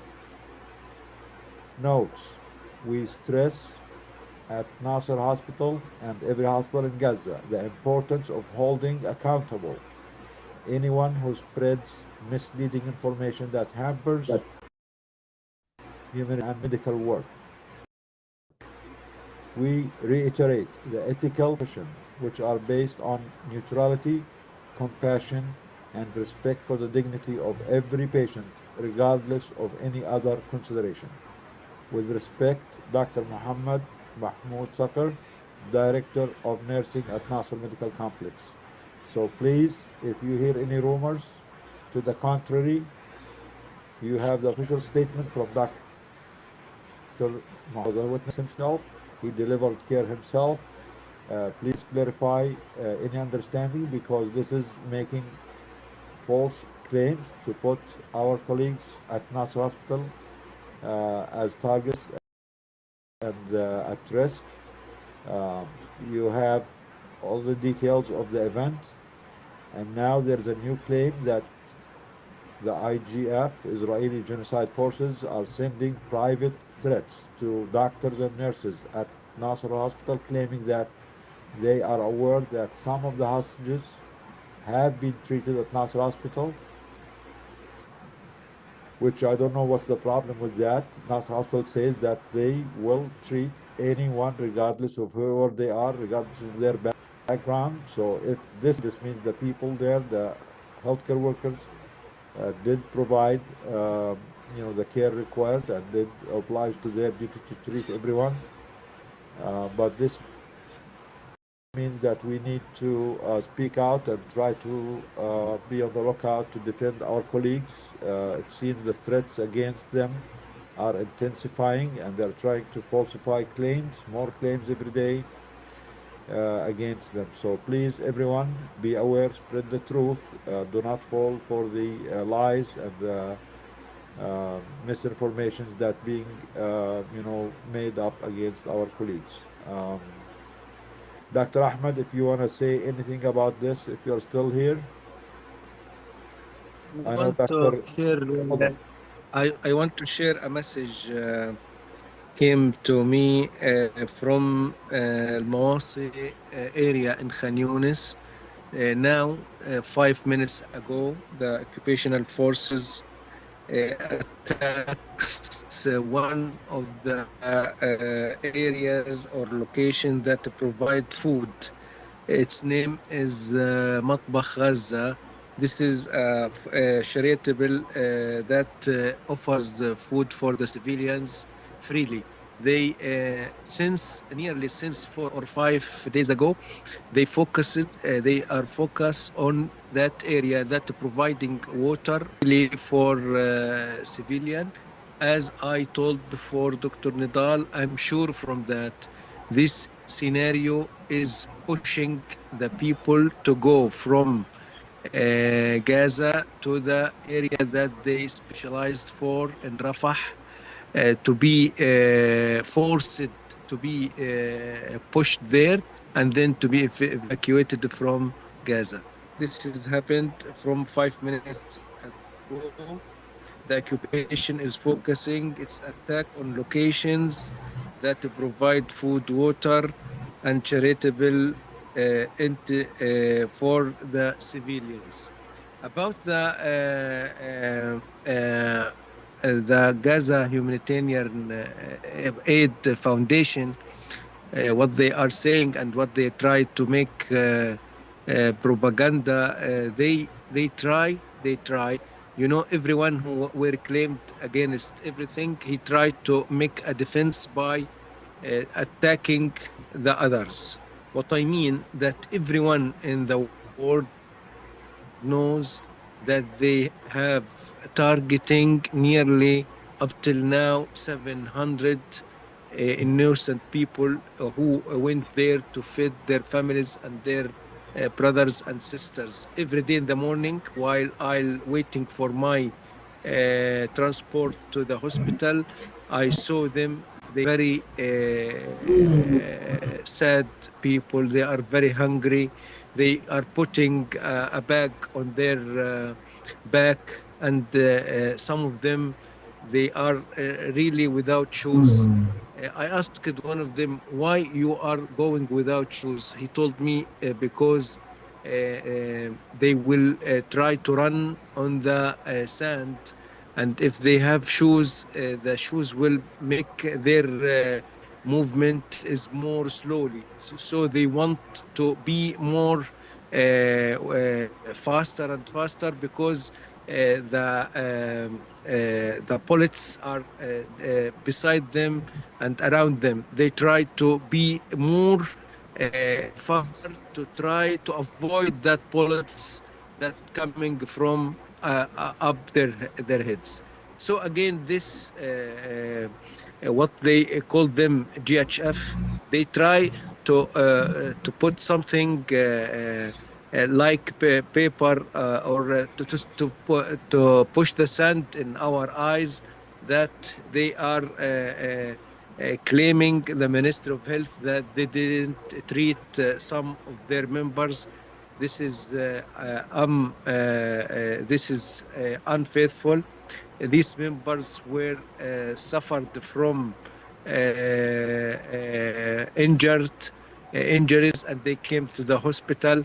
And as mentioned, our colleague Dr. Muhammad Saqir, they dealt with them, but they don't want to be convinced that all the people in Gaza are refusing to deal with GHF, because GHF again is a trapping for death. It is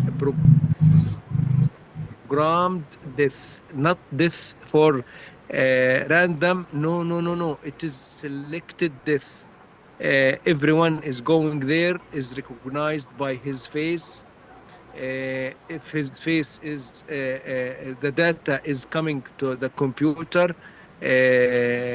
For example, this is Dr. Ahmed. He's 50 years old. He's a pediatrician. He has, for example, an webinar last night. Okay, we want him, shoot them. They are that's the way that they are dealing with the people who are going there. This is and they are in the negotiation about the ceasefire. They are insisted that they want, this is the only way to support Gaza by food, and they don't want to change the modality for delivering food. Again, for delivering food since 2 years ago. This system is good and respecting people as a humanitarian, as a human beings. They dealt with them according to their ID numbers. For example, Dr. Nidal ID number is 2075. They sent a message for his mobile. Your family package is available on that day, on that date. He went there by a good manner, but by human manner, and he received his package and go for his family. They don't want that to be. They want to punish the people, even the people who are going there and try to escape from some aids or some food. If he will buy it in the market, he will buy it in the black market. It will be in nearly 10 folds, double the place, the price. Sorry, so it is unbelievable. For example, 1 kilo of sugar, white sugar, nowadays قديش حق كيلو سكر؟ 100 US dollar. 100 US dollar. 1 kilo of sugar, white sugar, white sugar. One kilo is $100. The actual price for it is $1. So it equal 100 multiplied by one. It's unbelievable, the prices and the valuable of food. So I think they will continue in this way, and also we are continue in our way, because again we get in the way in one direction, non-stoppable. If we look behind, we will lose. We have to continue until we succeed, inshallah. Thank you again. Thank you, Dr. Ahmed. So again, as we mentioned, our colleagues are getting threats on their phones by the IG app, which means they know them, they know where the location. And this also means that in the last month alone, more than 100 doctors, healthcare workers have been killed. They are killing the most experienced, the most skilled of the Gaza doctors, healthcare workers. Just last night, they killed the most experienced general surgeon in Gaza. Few nights before, they killed the most experienced cardiologist in Gaza. Few nights before, they killed again. They know them. These are not random attacks. This is all intentional. They know who they are. They know their phone numbers. They know their locations. This means that this is part of the genocidal campaign to destroy not just the life of the people, not just the will of the people, to deprive them of the skill, the talent, the professionals who are able to rebuild, who are able to heal, who are able to treat the survivors. So this is all intentional. It's not random. It's not just a collateral damage. If they know their phones and they are sending them these threats, this means that every doctor, every healthcare worker, every individual in Gaza who have been murdered in the last 2 years is something that was done intentional by design. It's not a collateral damage. It's not because they are human shields. They know who they are and they're targeting them. So let's pray for our colleagues. We are really worried for their safety, for Dr. Ahmed, for all his colleagues, for everyone. Let's speak up even more, please. Unfortunately, Dr. Muhammad Sakar is at the hospital now, but their connection is very bad. He's not able to join. Let's pray that he and his colleagues continue to be safe, and inshallah we'll hear from them next week. As much as we want to try to be optimistic, unfortunately the picture is getting darker every minute. Everyone in Gaza is a target, every child, every mother, every father, every doctor, every nurse. This is all being done with a green light from our government, from our president, who, as Dr. Ahmed said, he came, he won the election with the promise of peace and ending wars. But it seems, and he also brags that he keeps his promises, but unfortunately, it seems that he doesn't care about his promises when it comes to the lives of people who don't look like him or speak like him. So we need to speak up. We need to hold our officials, our president, our government accountable, and we need to force them to live by their promises of ending wars, ending genocides, ending war crimes, and peace. Peace for everyone. All people deserve peace. Peace is a human right for everyone, whether in the United States or in Gaza or in Africa. So please, everyone, keep coming with more ideas, more thoughts. I know it's exhausting, but the more you see what's happening, the voices from Dr. Ahmed, from Muhammad, from his son, will give us the energy to do more. Please try to do more. And don't forget about Al Shifa Hospital, the extension. They need those 140 beds. They need it urgently. They are working now at almost 300, 400 capacity of what they have. As Dr. Brennan mentioned, the whole hospital was destroyed. In the last few months or the last year, they managed to rebuild or beds, but the need is got much higher after the other hospitals have been shut down, the Kamal Udwan, the Auda Hospital, and the Indonesian hospital. So we need those 140 beds as soon as possible. And we know that the people of Gaza are very capable. We just need to give them the means, and we know they can do it. They will find every way under the sun to make it happen. We just need to fund them. And again, please don't remember that fundraiser for the field hospital at the heart of Al Shifa Hospital. Don't forget about our colleagues at Al Nasser Hospital. They still need the medication, they need the formula, they need the support, the cannulas, the supply, and they need to expose the threats against them. We need to reach out to our politicians and ask them to stop the threats, to ensure the safety of our doctors, of our colleagues, of our nurses who are sacrificing everything to do their job and to provide care for everyone who walks into their doors, regardless of who they are. And for this, they should not be punished, they should not be targeted. They are doing what their oath obliges them to do, which is to go work and be there for the victims and treat anyone who walks the doors of their hospital, regardless. They don't ask them who they are. They don't ask them why they're there. They're treating everyone, and our colleagues are, a testimony of that. I know we are beyond. Go ahead, Karama. Yeah, one quick thing. I think some people have questions about the statement from Dr. Muhammad, yeah? Muhammad. Can we post it? Can we post it on Instagram so that it's clear what he said to clarify? Because the incident that they're talking about, was it June or was it somewhere? June 11th. June June 11th. Yes. of 2025, right? Yeah, 2 weeks ago. I mean, yeah. So we're gonna post it on our Instagram. We will put the whole thing. And Mariam, I see your hand up.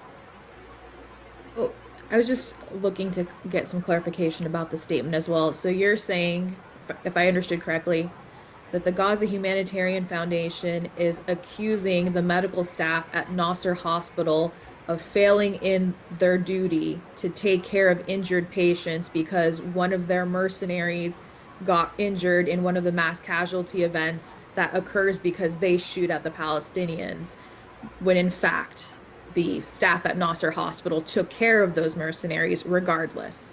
Okay, I think that's what some of the viewers were asking about. So that's the accusation.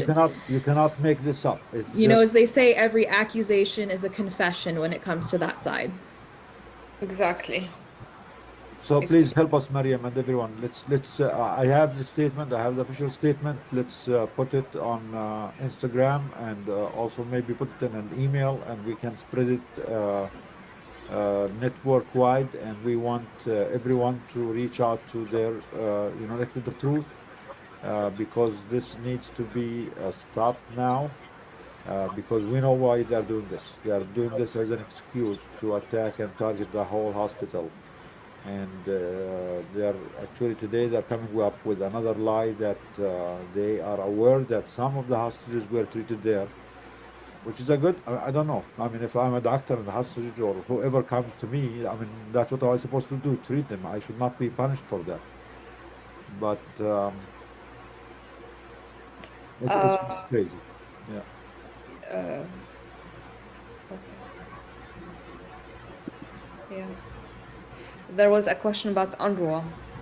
So UNRWA is, UNRWA has 11,000 employees. It has hospitals, it has clinics on the ground in Gaza.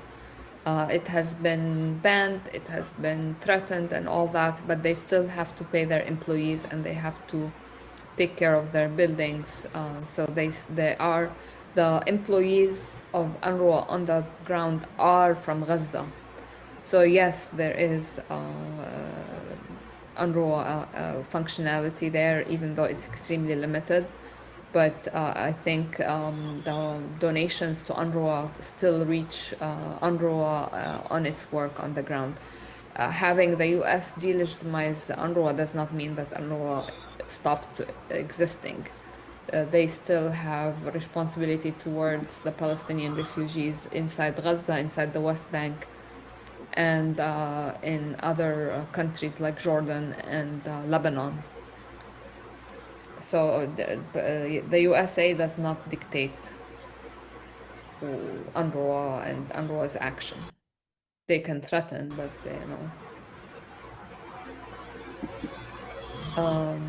yeah.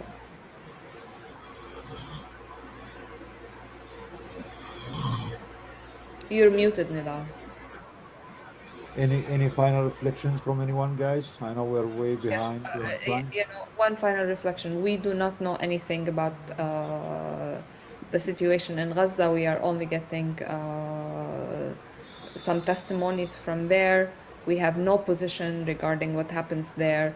Obviously, the hostage situation is an unfortunate situation, and we do not agree on not treating hostages or having hostages. This is not our position. We are only reporting from the ground. So it is very important that it is understood that we, Doctors Against Genocide, are an organization dedicated to fighting genocide, regardless of who commits it. And we do not endorse any action that goes against our mission. And we, as doctors and our colleagues in Gaza, we do have the responsibility to any patient, any victim who comes to our door, even ask them who they are or why they are there. Our duty is to treat everyone who walks the doors. We don't know if these are rumors or something made up to justify targeting the hospital. But again, thank you, everyone. Let's get to work. We have a lot of work to do. Don't forget about donating to the field hospital at the Shifa.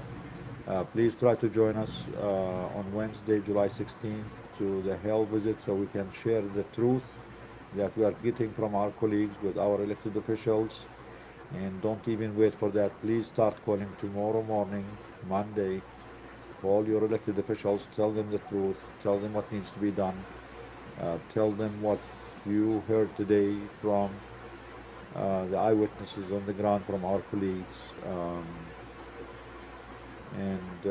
Thank you everyone for being here. Thank you for our colleagues for your support, for your continuous presence.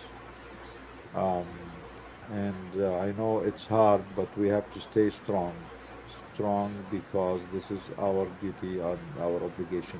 We'll see you everyone next week, and those who are coming to DC, will see you Tuesday at the Gaza restaurant, inshallah. in DC. Free Palestine. Free Thank Palestine. you. Thank you. Thank you, my friends. Thank you, my colleagues. Thank Palestine. you. Don't forget Assalamu about. alaikum. Please send us messages. We are so happy. We always, yeah.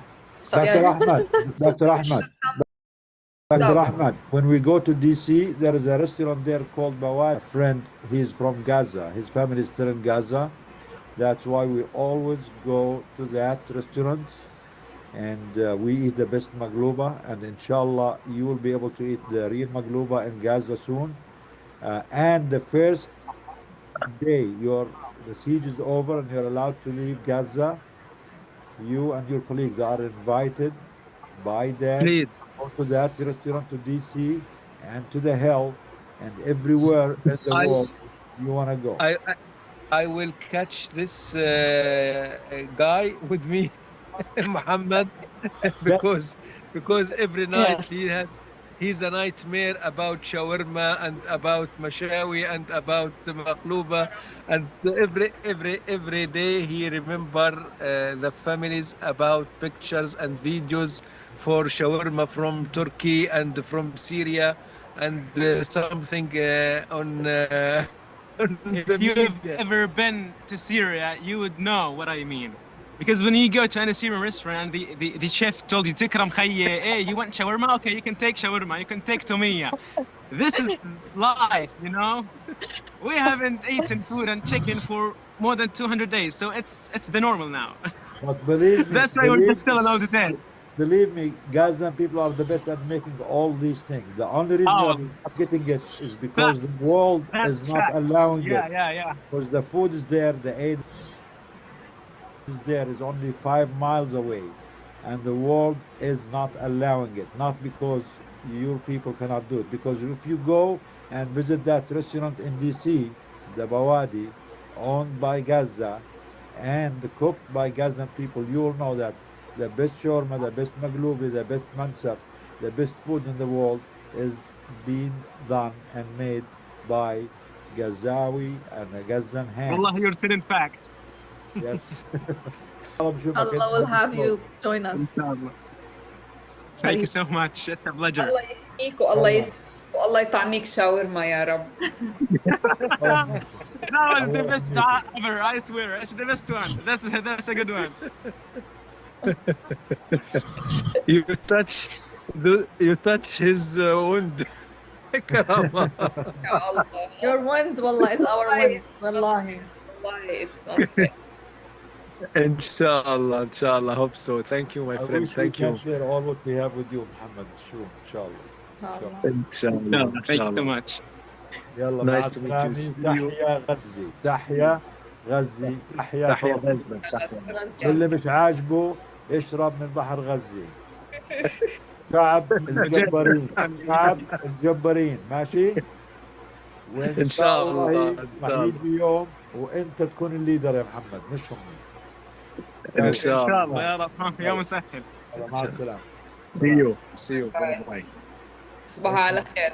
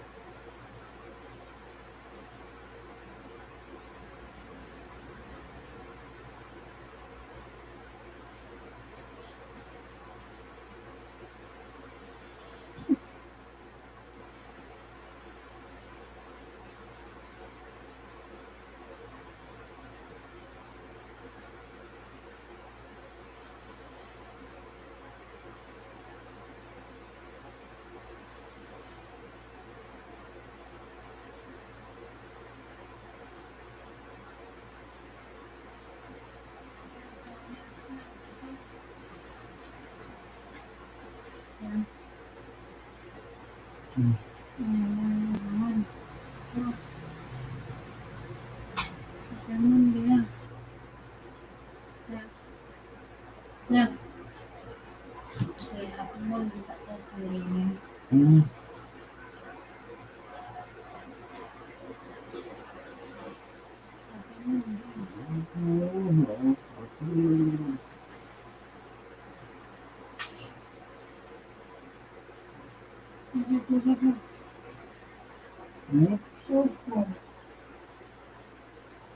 Yeah.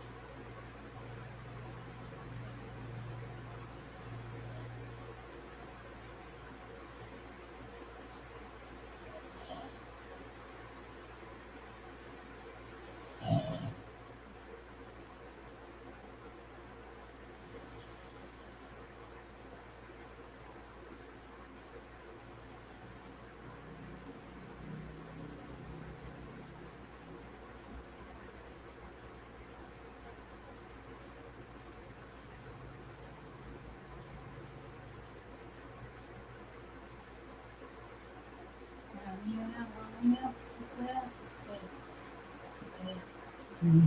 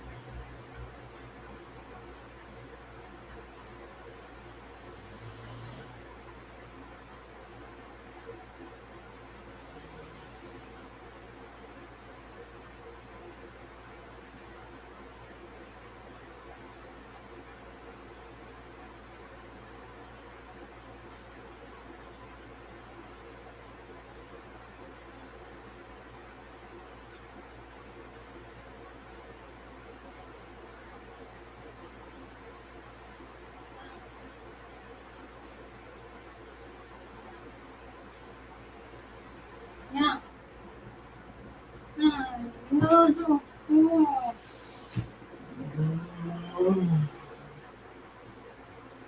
Nice, nice.